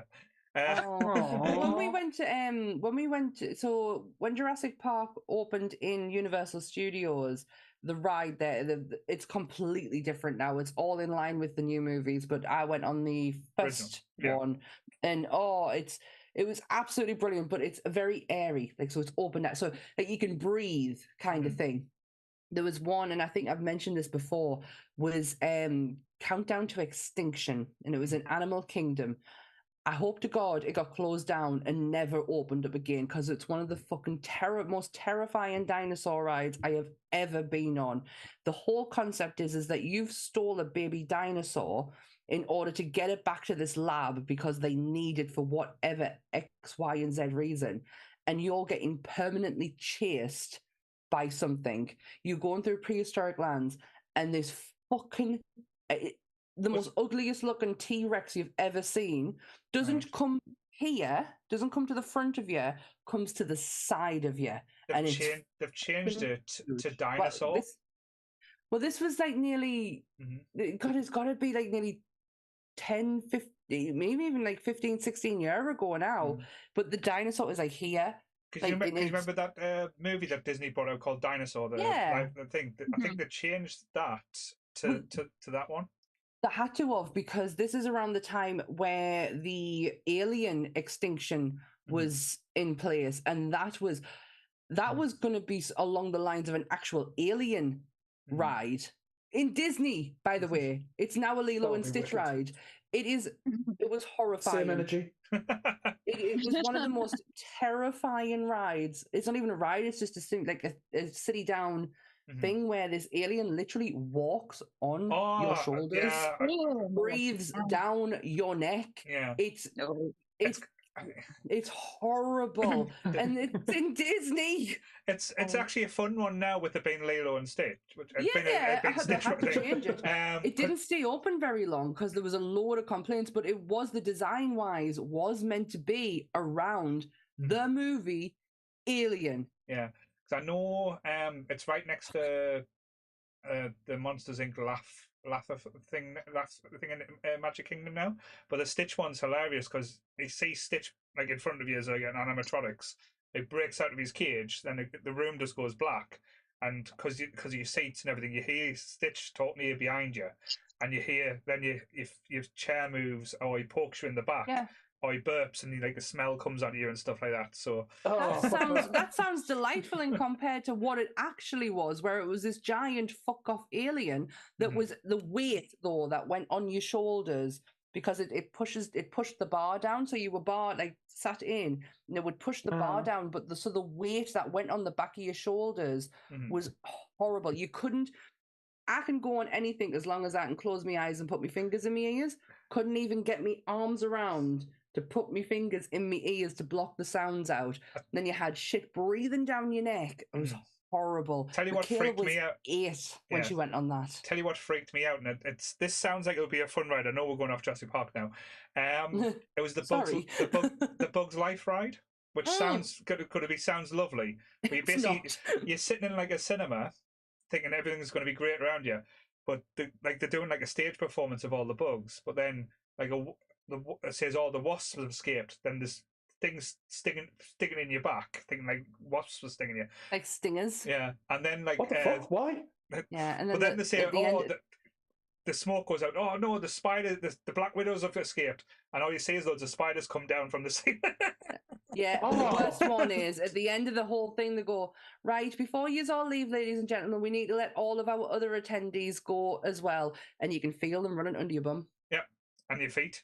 Oh, you give me the yeah. Sorry, there was another one. Spiders, like there was another one at I think it was a Universal. It was what was it? It was Honey, I Shrunk the Audience. Yes, that was a really old one, but it was the mice. When the mice escaped, you could feel them going across the front of you. Nah. But yeah, that dinosaur ride terrified the life out of us. But what the greatest moment of that whole thing was my dad going on the pterodactyl. It wasn't even a ride. It's just like a city down that you look over the parks. It's not even moving. It's not even moving. It's a snail space, like just going around, like, oh, leisurely look around. You can see the park from a distance. My dad had a full-on meltdown while he was up there because he's scared of heights and he doesn't like his feet dangling. So they had to stop the ride and get him off it. He was about 40-year-old. I actually love the sound of your dad. It wasn't as good as him having a breakdown on a Woody Woodpecker ride when my sister was about 6 years old or something, and this little mini kid's roller coaster, and he was fucking ill, like throwing up and everything. Have you ever seen that sign that's on like a swing ride or something that's like, we only stop for emergencies? Crying is not an emergency. Did for my dad. But coming back to Jurassic Park, right? Yes, the one thing I did notice through all these movies, the character development is kind of stilted with a lot of the characters, except from one who gets like some huge waves, like ups and downs. BD, the guy Wong who plays Henry Wu. He goes from nice, lovable science in the first one. I know he's not in the book. In the book, he's not. But then going to from each movie, going more and more sinister to the last one, where he's basically just this downtrodden, woe is me. What have I done to deserve this? Well, yeah. Look what you did, BD Wong. Me and Ant love him because he's in SVU, so we love BD Wong, but he is the fucking worst person in this whole entire franchise. It all rides on him. dickhead. But it's just an interesting. That annoys me with Jurassic Park is like, not so much with the first three, but once going like these last three, it's like they'll drop in, like they do it in the last one about Charlotte Lockwood, and it's like, what, this character we've never heard of before, but apparently everybody knew her. Yeah. And knew she was huge in this industry. Charlotte was? But we never heard of this woman before. Even Ellie's like, oh yeah, I knew her. Yeah. Like, you saying you didn't know who Charlotte was? All right, fair enough. I guess. Can't wait to watch these films. This is the thing now. You'll know all about Charlotte then beforehand, and you'll be like, "Oh shit, yeah, Jessica, I fucking knew who she was." but yeah, Fallen Kingdom with I always describe him. He always just plays like the guy prison warden and everything I've seen him in. He was the farmer out of Beard. Yeah, that guy. Yeah. Out of nowhere, and you're like, oh yeah, because I'm supposed to know who this is now. It's like this wasn't in the previous three movies. It's like I was Hammond's partner. We created all of this, but then we had a falling out. So, and mysteriously, he failed to mention all that while he was talking about the creation of his park. Did he know? Well, he spared no expense. He just forgot his friends. Yeah.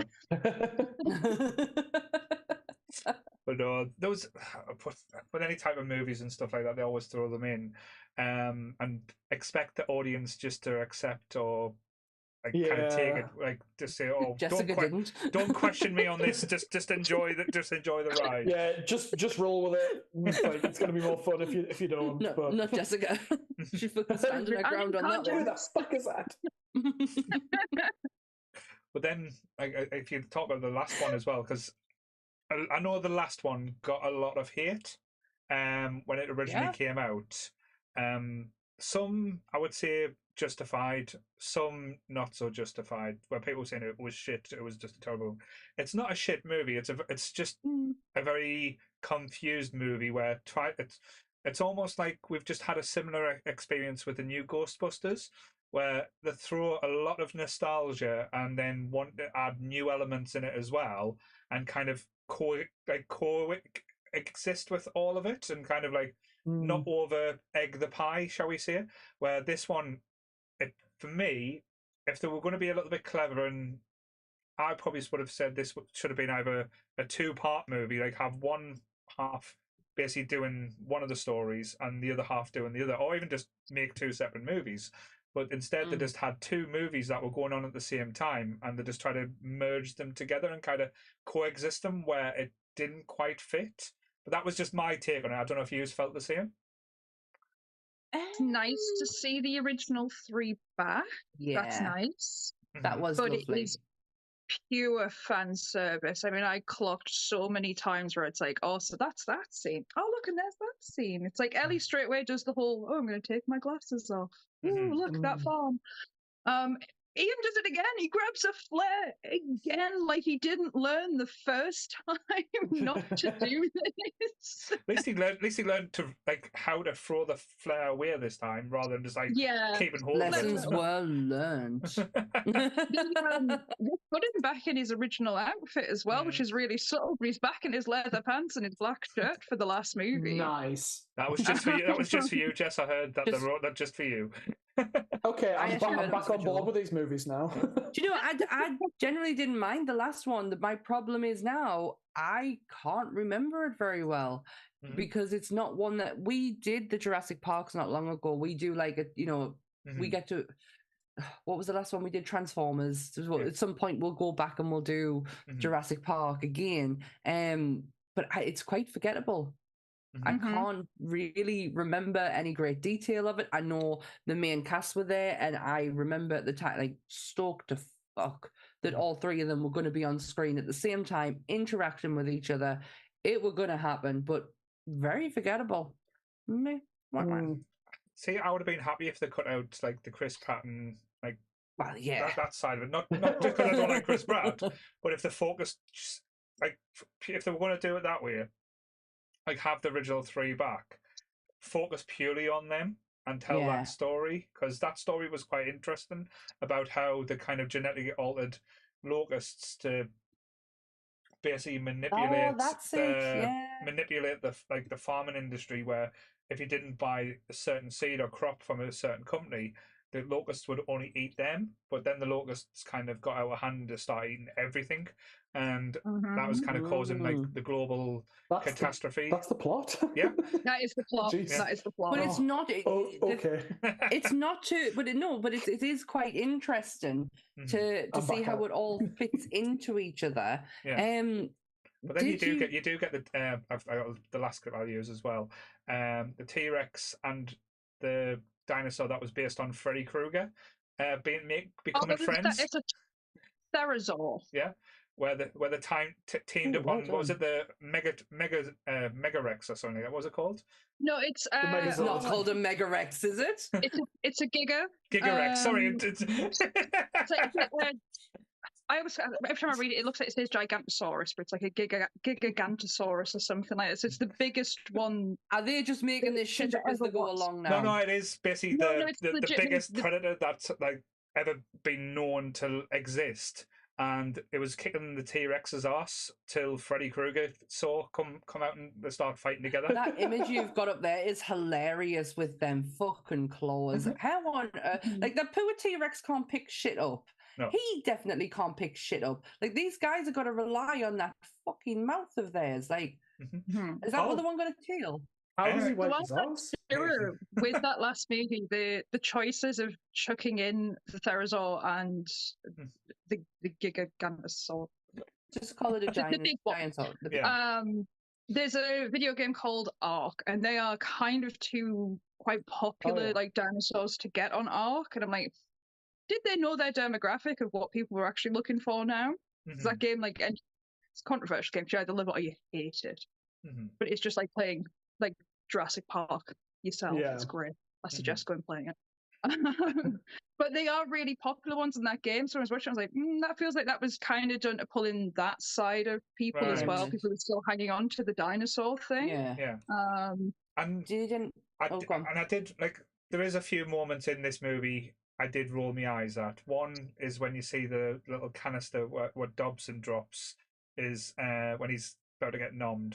The other one is basically this fight scene where you get the T-Rex basically getting pummeled to death by the Gigasaur, and then the tag team up, and how the T-Rex basically wakes up, does a Rocky comeback, or Hulk Hogan comeback if you're a wrestling fan, where he's like starts hulking out, picks up the Gigasaur, drives him at the Freddy Krueger saw, and then he uses his claws to stab him in the neck.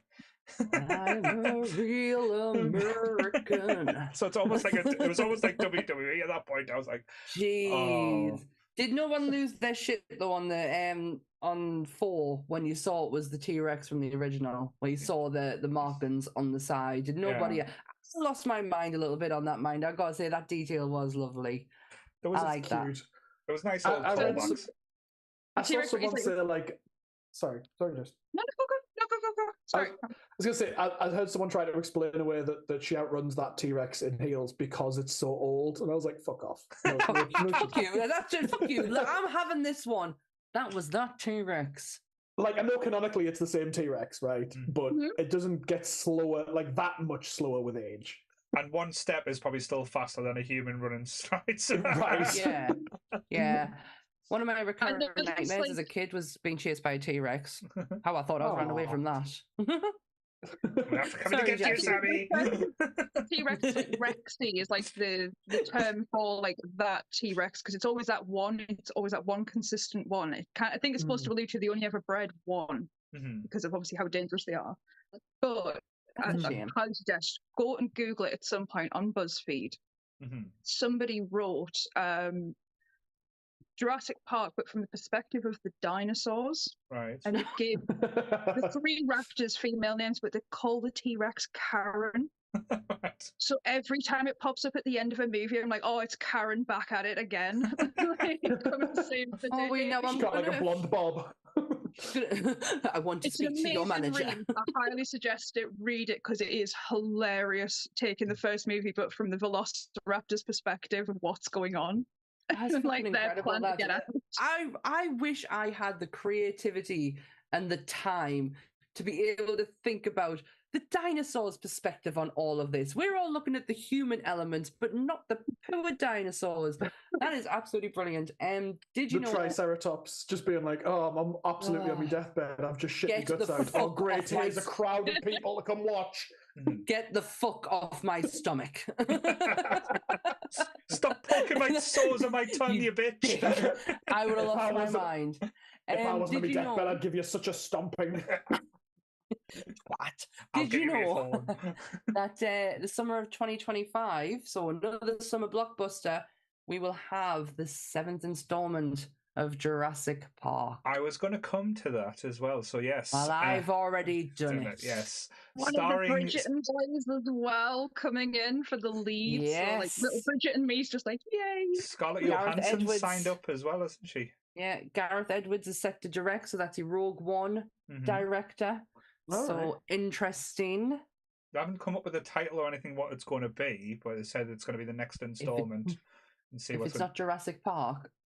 I'm out.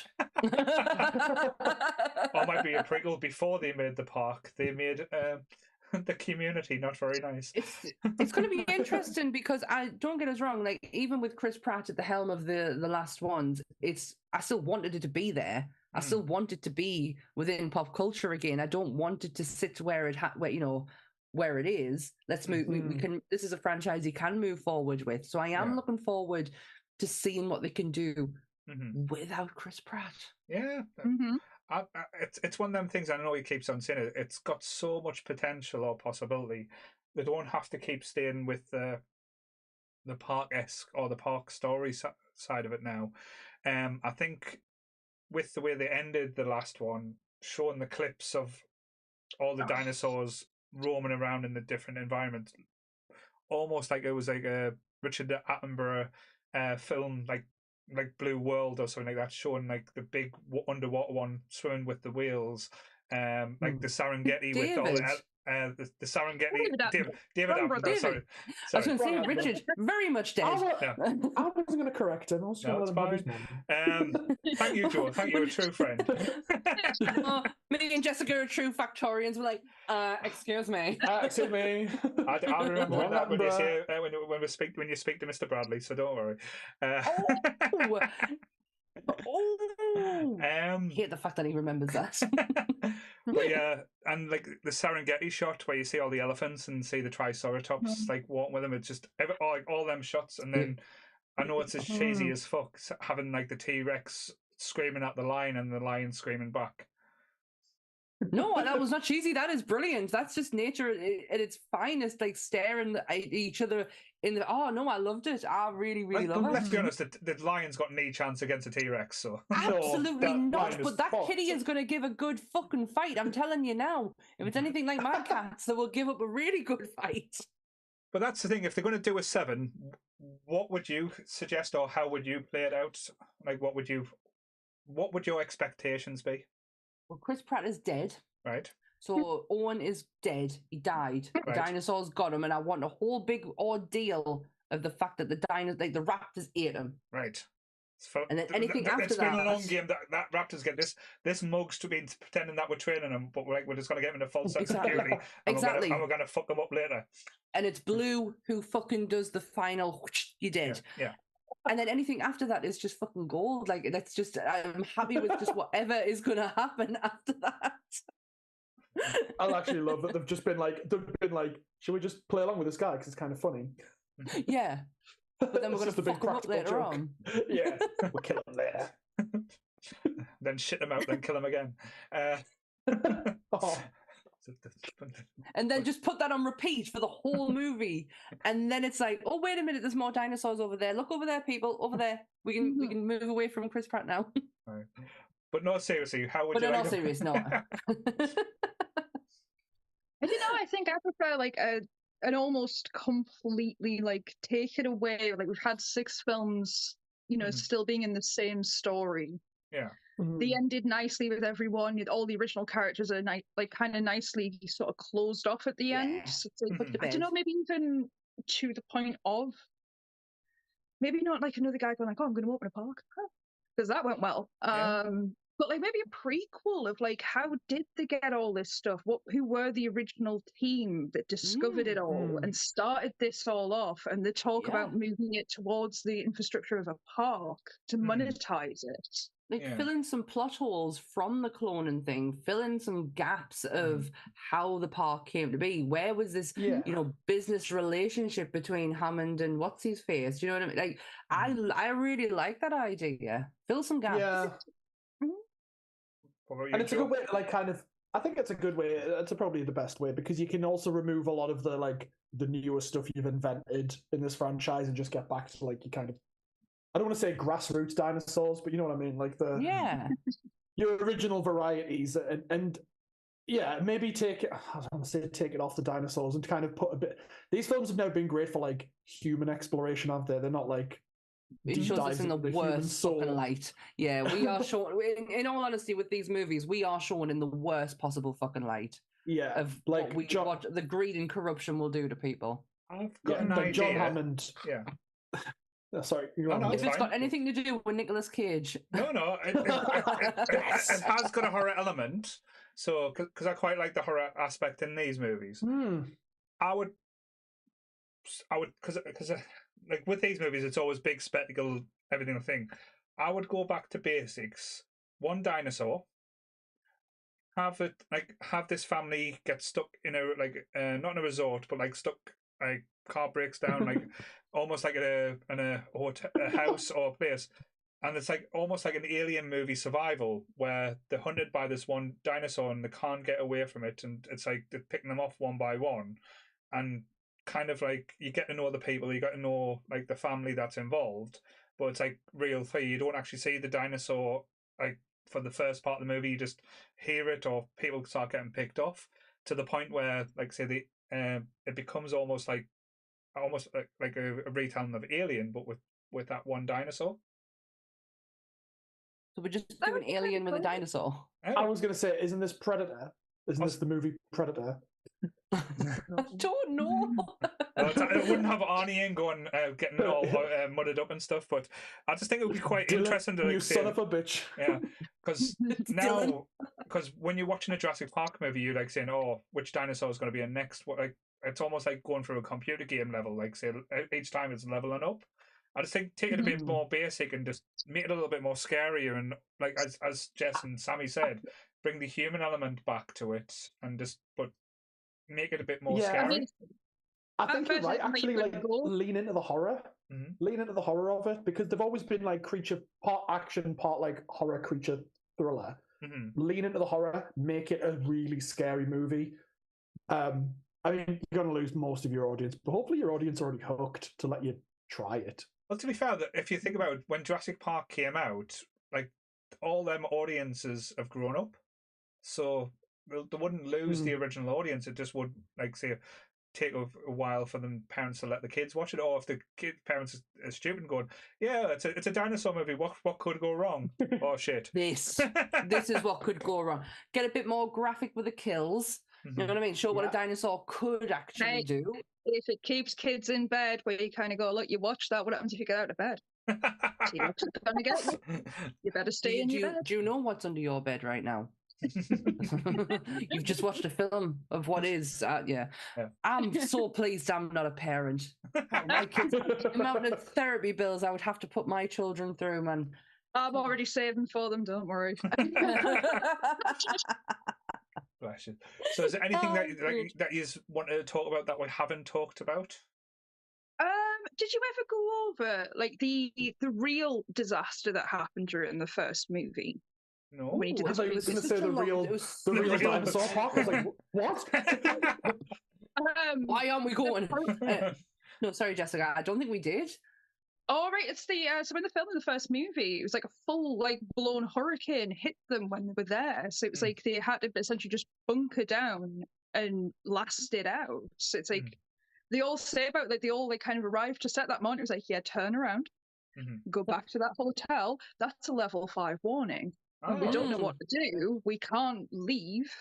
So they all say like they basically just everyone had to go into the ballroom essentially of that hotel with as much as they could and just wait it out. Like Spielberg says about like him, I think Jeff Goldblum and that, like when it hit the eye of the storm, they actually took a chance to stand out on the balcony just to look at it. You would though before it kicked off again. You would. I'm sorry, you would. No, I did when I was in Florida. Got hit by a hurricane. It wasn't as big as like a 5, but when they're getting the police one saying if you were out in the streets you would be arrested. I was on my balcony going, what the fuck's going on? And I saw worst weather down Roker Beach. I'm not going to be lying, but still, it was quite interesting. I've been in some horrific storms, not hurricanes, but storms in Florida, to the point where you can't physically see in front of you. The rain is that bad that we were on a highway to where the car just had to stop. Were you on the highway to the danger zone? Fucking highway to hell, mate. It was horrible.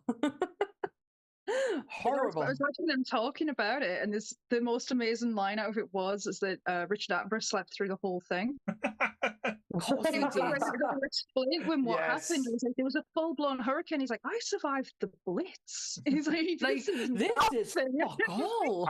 I'll sleep throughout, lads. Don't worry.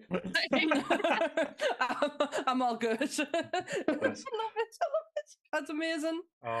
So with us talking about the franchise, I'm not going to do a rating for the movies because I don't think that would be fair. Trying to rate and as I said, Joe's only seen a few of them. So he's like, I'll give this one a maybe 5 or maybe 3. It's a solid 3, I think. Maybe. Yes. Question I will ask you is though, where would you put this franchise up against other, like say the big hitters, like say the Harry Potters, Lord of the Rings, the Star Wars? Would you say the Jurassic Park franchise is up there with the big ones, or is it? Oh yeah. Mm-hmm. Yeah, this is top tier. Mm-hmm. This is your top tier franchise. Regardless of how we feel on certain parts of it, it's still you will still find yourself going back to watch it. I have no doubt we will return at some point in this podcast back to Jurassic Park because it is so high up there. Not just like the nostalgia feel of it. It's a fucking even the first one alone is an amazing fucking film. The second one as well. There are some brilliant fucking films out of there. Yeah, the first one changed cinema history, like cinema going forward. Like everything anyone releases, they try and use to compare to the level of like the expectation or the anticipation that Jurassic Park give us type thing. And I'll be honest, like going to the cinema and seeing movies, nothing's ever got close to that feeling of seeing Jurassic Park at the big screen. I think the closest was never seen it on the big screen. I'm still never seen it on the big screen. I think the closest I got to was Ghostbusters Afterlife. That was like for a cinema experience. I totally understand where you're coming from on that one. I still have not to this day seen Jurassic Park, the original, on a big screen. I haven't even watched it on my big screen. I'd do it. Oh wow. Sorry, I still managed to slide that in there, did you? Oh my god. Every I disowned my child during Ghostbusters Afterlife. I was fully ready just to leave him in a cinema and let him fend for himself for the rest of his life. Right. What did he I've do? never been so mortified. That said it was shit, didn't he? Everything, and it comes to the line where it's like, oh well, who are you going to call? And it's pretty busy cinema, and my little boy just out loud goes, well, obviously it's going to be the Ghostbusters. And I'm like, I've never hit a child before, but could have been worse. He could have shouted He-Man. I mean, that would have been genius. So like kind of like of course. Of course, like people turn around looking at us. I'm like, that's not mine. I don't know. Like someone just put a kid next to me. I don't know whose it is. I would have done that. I would have completely acted like that was not my child. No. I do remember watching one of the Jurassic Parks, though, one of the most newest ones, and there was some kids who were sitting next to us, and we were fucking in this movie, like reacting to this movie. Did I say something wrong? I saw your face there. No, I didn't. Oh, I was like, I'm getting worried when I talk about kids, and I'm like, I've got to make sure I'm not saying anything wrong. I was just stroking my beard. Sorry, seductively. we were totally like into it, like to the point where we were all reacting the same. I was like, I loved it. I love going to the cinema when children are there and they actually are reacting to the movie they're watching, and like they get it.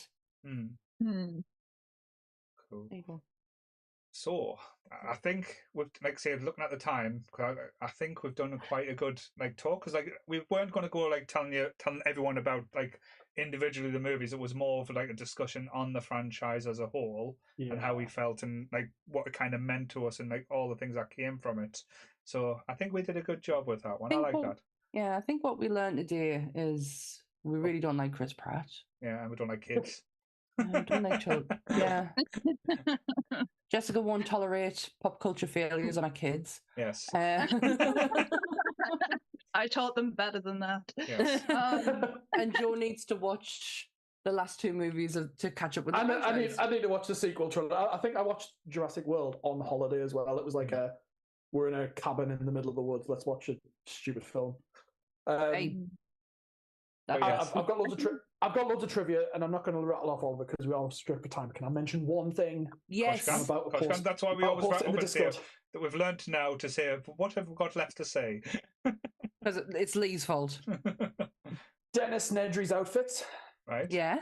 Oh, I was waiting for this. I was like, how long is it going to take Paul to pull out a Goonies reference? I thought Paul was going to pull it out. To be fair, though, the chat's been waiting for us to make a Goonies reference. I was getting, no, I'm not playing to them. I'm not being I'm not your performing monkey. It's I am not a clown, you fuckers. Go on. Entertain us, Paul. Never. Dennis Nedry's outfits are all, they match the Goonies at different points of the film. I've just posted the like-for-like comparison in the podcast chat. Yes. That's so Discord. cool. I did not know that. Mm-hmm. Now, but then the minute you said it and the minute the Goonies came up, I went, To be fair, though, Spielberg does a lot of stuff like that. He always leaves Easter eggs from old films or anything in pretty much anything he does. But yeah, I'm not playing to the fools that is in our chat today. Yes, Chris. Yes. Lee. No, I think that the last note I'd leave it on is when saying about how does this hold up. It shows how iconic it is, even for the complaints about the last three. People are still going to watch them when announcements come out for the seventh one. People will still be equally as excited for more dinosaurs on screen. To me, it's in the levels of how people will do a rewatch of the extended versions of Lord of the Rings. Yeah, it's just a normal pastime. It's the same thing as going through the Jurassic Park movies. It's you'll always do it. It's always just that weirdly cozy movie, for nostalgia to sit down and watch again. I think it forever will be. Yeah, I was gonna say as well, because that reminds us as well, the rewatching aspect. This was one of the movies, the original Jurassic Park, they released it on the cinema in 3D, and this is during the 3D craze. This was absolutely one of the ones that did transition really well in 3D. So really, yeah, it was absolutely amazing. It was one of the funniest things I've ever seen in 3D. I know when you look at watching Avatar was made in 3D, so that's why it always stay as well. But during the craze where every movie had to be in 3D and stuff like that, I remember Jurassic Park was one of the ones. I remember going to see one of the Harry Potter movies, and it just looked like cardboard cutouts in 3D, and it didn't. That's so weird. Yeah, it didn't look quite well. It was such a weird era, wasn't it? Yes. Yeah, I remember because my father-in-law jumped on that though. 3D telly, 3D TV, 3D glasses. Did he use them? No. So, Sammy, what have you got planned for tomorrow? Oh, tomorrow is a look at a director who has worked with Steven Spielberg on one of the greatest horror movies of all time. We are looking at the man behind the movies with Toby Hooper. It's really good. It's just, I feel like if you don't know him, you're gonna know him in a way that we learned how to know him, because I want to be honest with you guys, spoiler alert, there's not a great deal of information of Toby Hooper out there in the world to learn about. So he was a very, very private man. So we go into the iconic movies of his. It's the 50th anniversary of Texas Chainsaw this year, so we thought we would look at the great Toby Hooper. So that's on tomorrow at 8:00 on YouTube. Yes. And like I say, coming up this week, I don't know what, I think we've got a Ramblecast on Wednesday. So Jake and Adam and Slide-In Sloop will be live on Wednesday, giving you the news for June. Friday, the Trekking Up Boys will be back. I don't know what episode they're doing because, like I say, they were rambling on for 3 hours long. I wasn't going to keep up with that. I was there when it was announced, but it's not my territory, so I don't know what they were talking about. I don't think that Graham knows what they were talking about half the time. It was fine. This Saturday, we've got 2 episodes coming out on Saturday. Yeah. So we've got Saturday morning cartoons. If you haven't watched the new Toons Up North, last week we talked about Heart of Ice, the Batman animated episode with not Dr. Freeze, Mr. Freeze. And this week we are talking about the Disney cartoon that was made to rival Batman the Animated Show, Gargoyles. And Sammy and Becca and Sarah are back on Saturday night. Yep. With the lovely women of nerd culture talking about women in gaming or their experience in gaming. So, well, it's just the episode's called #GamerGirls. #GamerGirls. Yeah, so, #GamerGirls. So that's something to look forward to. Yeah.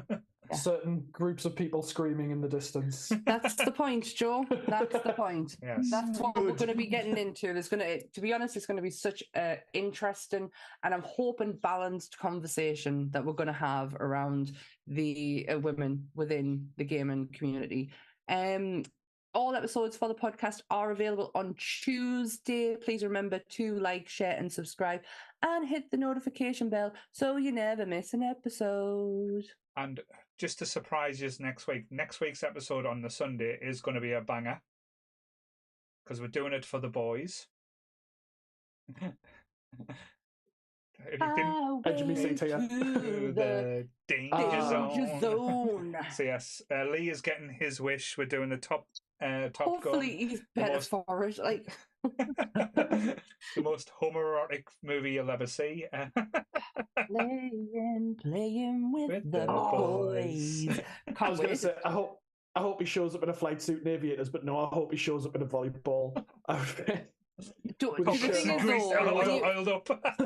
Remember who you're talking to, though, when you're saying, I hope he does this or I hope he does that, because it's Lee. The likelihood is he will do this and he will do that. He'll probably do half the episode in the aviator suit and then change into like boxes later on. Just and stand up and strip down. Exactly. This is Lee we're talking about. Because he's got that ball that he bought Good Wilson, didn't he? So he'll probably be firing that about his room at times. Oh, God, he worries me so much. Please turn that GIF off, will you? Sorry, I put it there just to wind you up. Yes. Sorry. So yeah, Top Gun next week. Then I think the week after we've got The Fugitive. Yes. Ooh, is that my birthday weekend? Yes. So we've got The Fugitive for the week after. It's going to get interesting. I'm trying to think. I think the Indiana Jones franchise after that, isn't it? Yes. That ends no, Twister. No, Twister, because we're actually doing something in line with what is actually happening in cinema. So yes. Hey, look at us. So we're doing Twister, then finishing off the summer blockbuster season with the Indiana Jones franchise. So that'll be good memories all in. Like going Indy. Yeah, he was named after the dog. Yes. So remember, guys, it's summer blockbuster time. Oh, yes. So, have you two got anything you just want to plug before you go away? No, I suppose it's me stressfully writing more quiz questions that keep everyone happy. I bet you love it. The quiz mistress herself. I'm taking a break because I am moving house. This is my last night in this house. I'm taking a week out to go on holiday, and then I'm starting a new job in a week's time. So I'm busy, and I won't be around. I'll be on Discord and stuff, but yeah, no Twitch streaming, no nothing else. Well, we'll be grabbing you for the podcast when you're back and settled, because we need our Joe fix every so often. Because we need to know how we can get Princess Diana in the tangibles, and also how Titanic fucked up another movie. But yes, I just love like the metric of, is there a good chance that she watched this movie? Do you think she enjoyed it? Did she like what was Princess Diana's favorite dinosaur?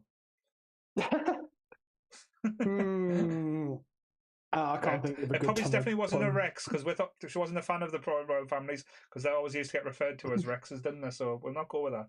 But anyway, on that note, up there with the angles. Same bat time, same bat channel. Stay nerdy, everyone. Bye. Bye.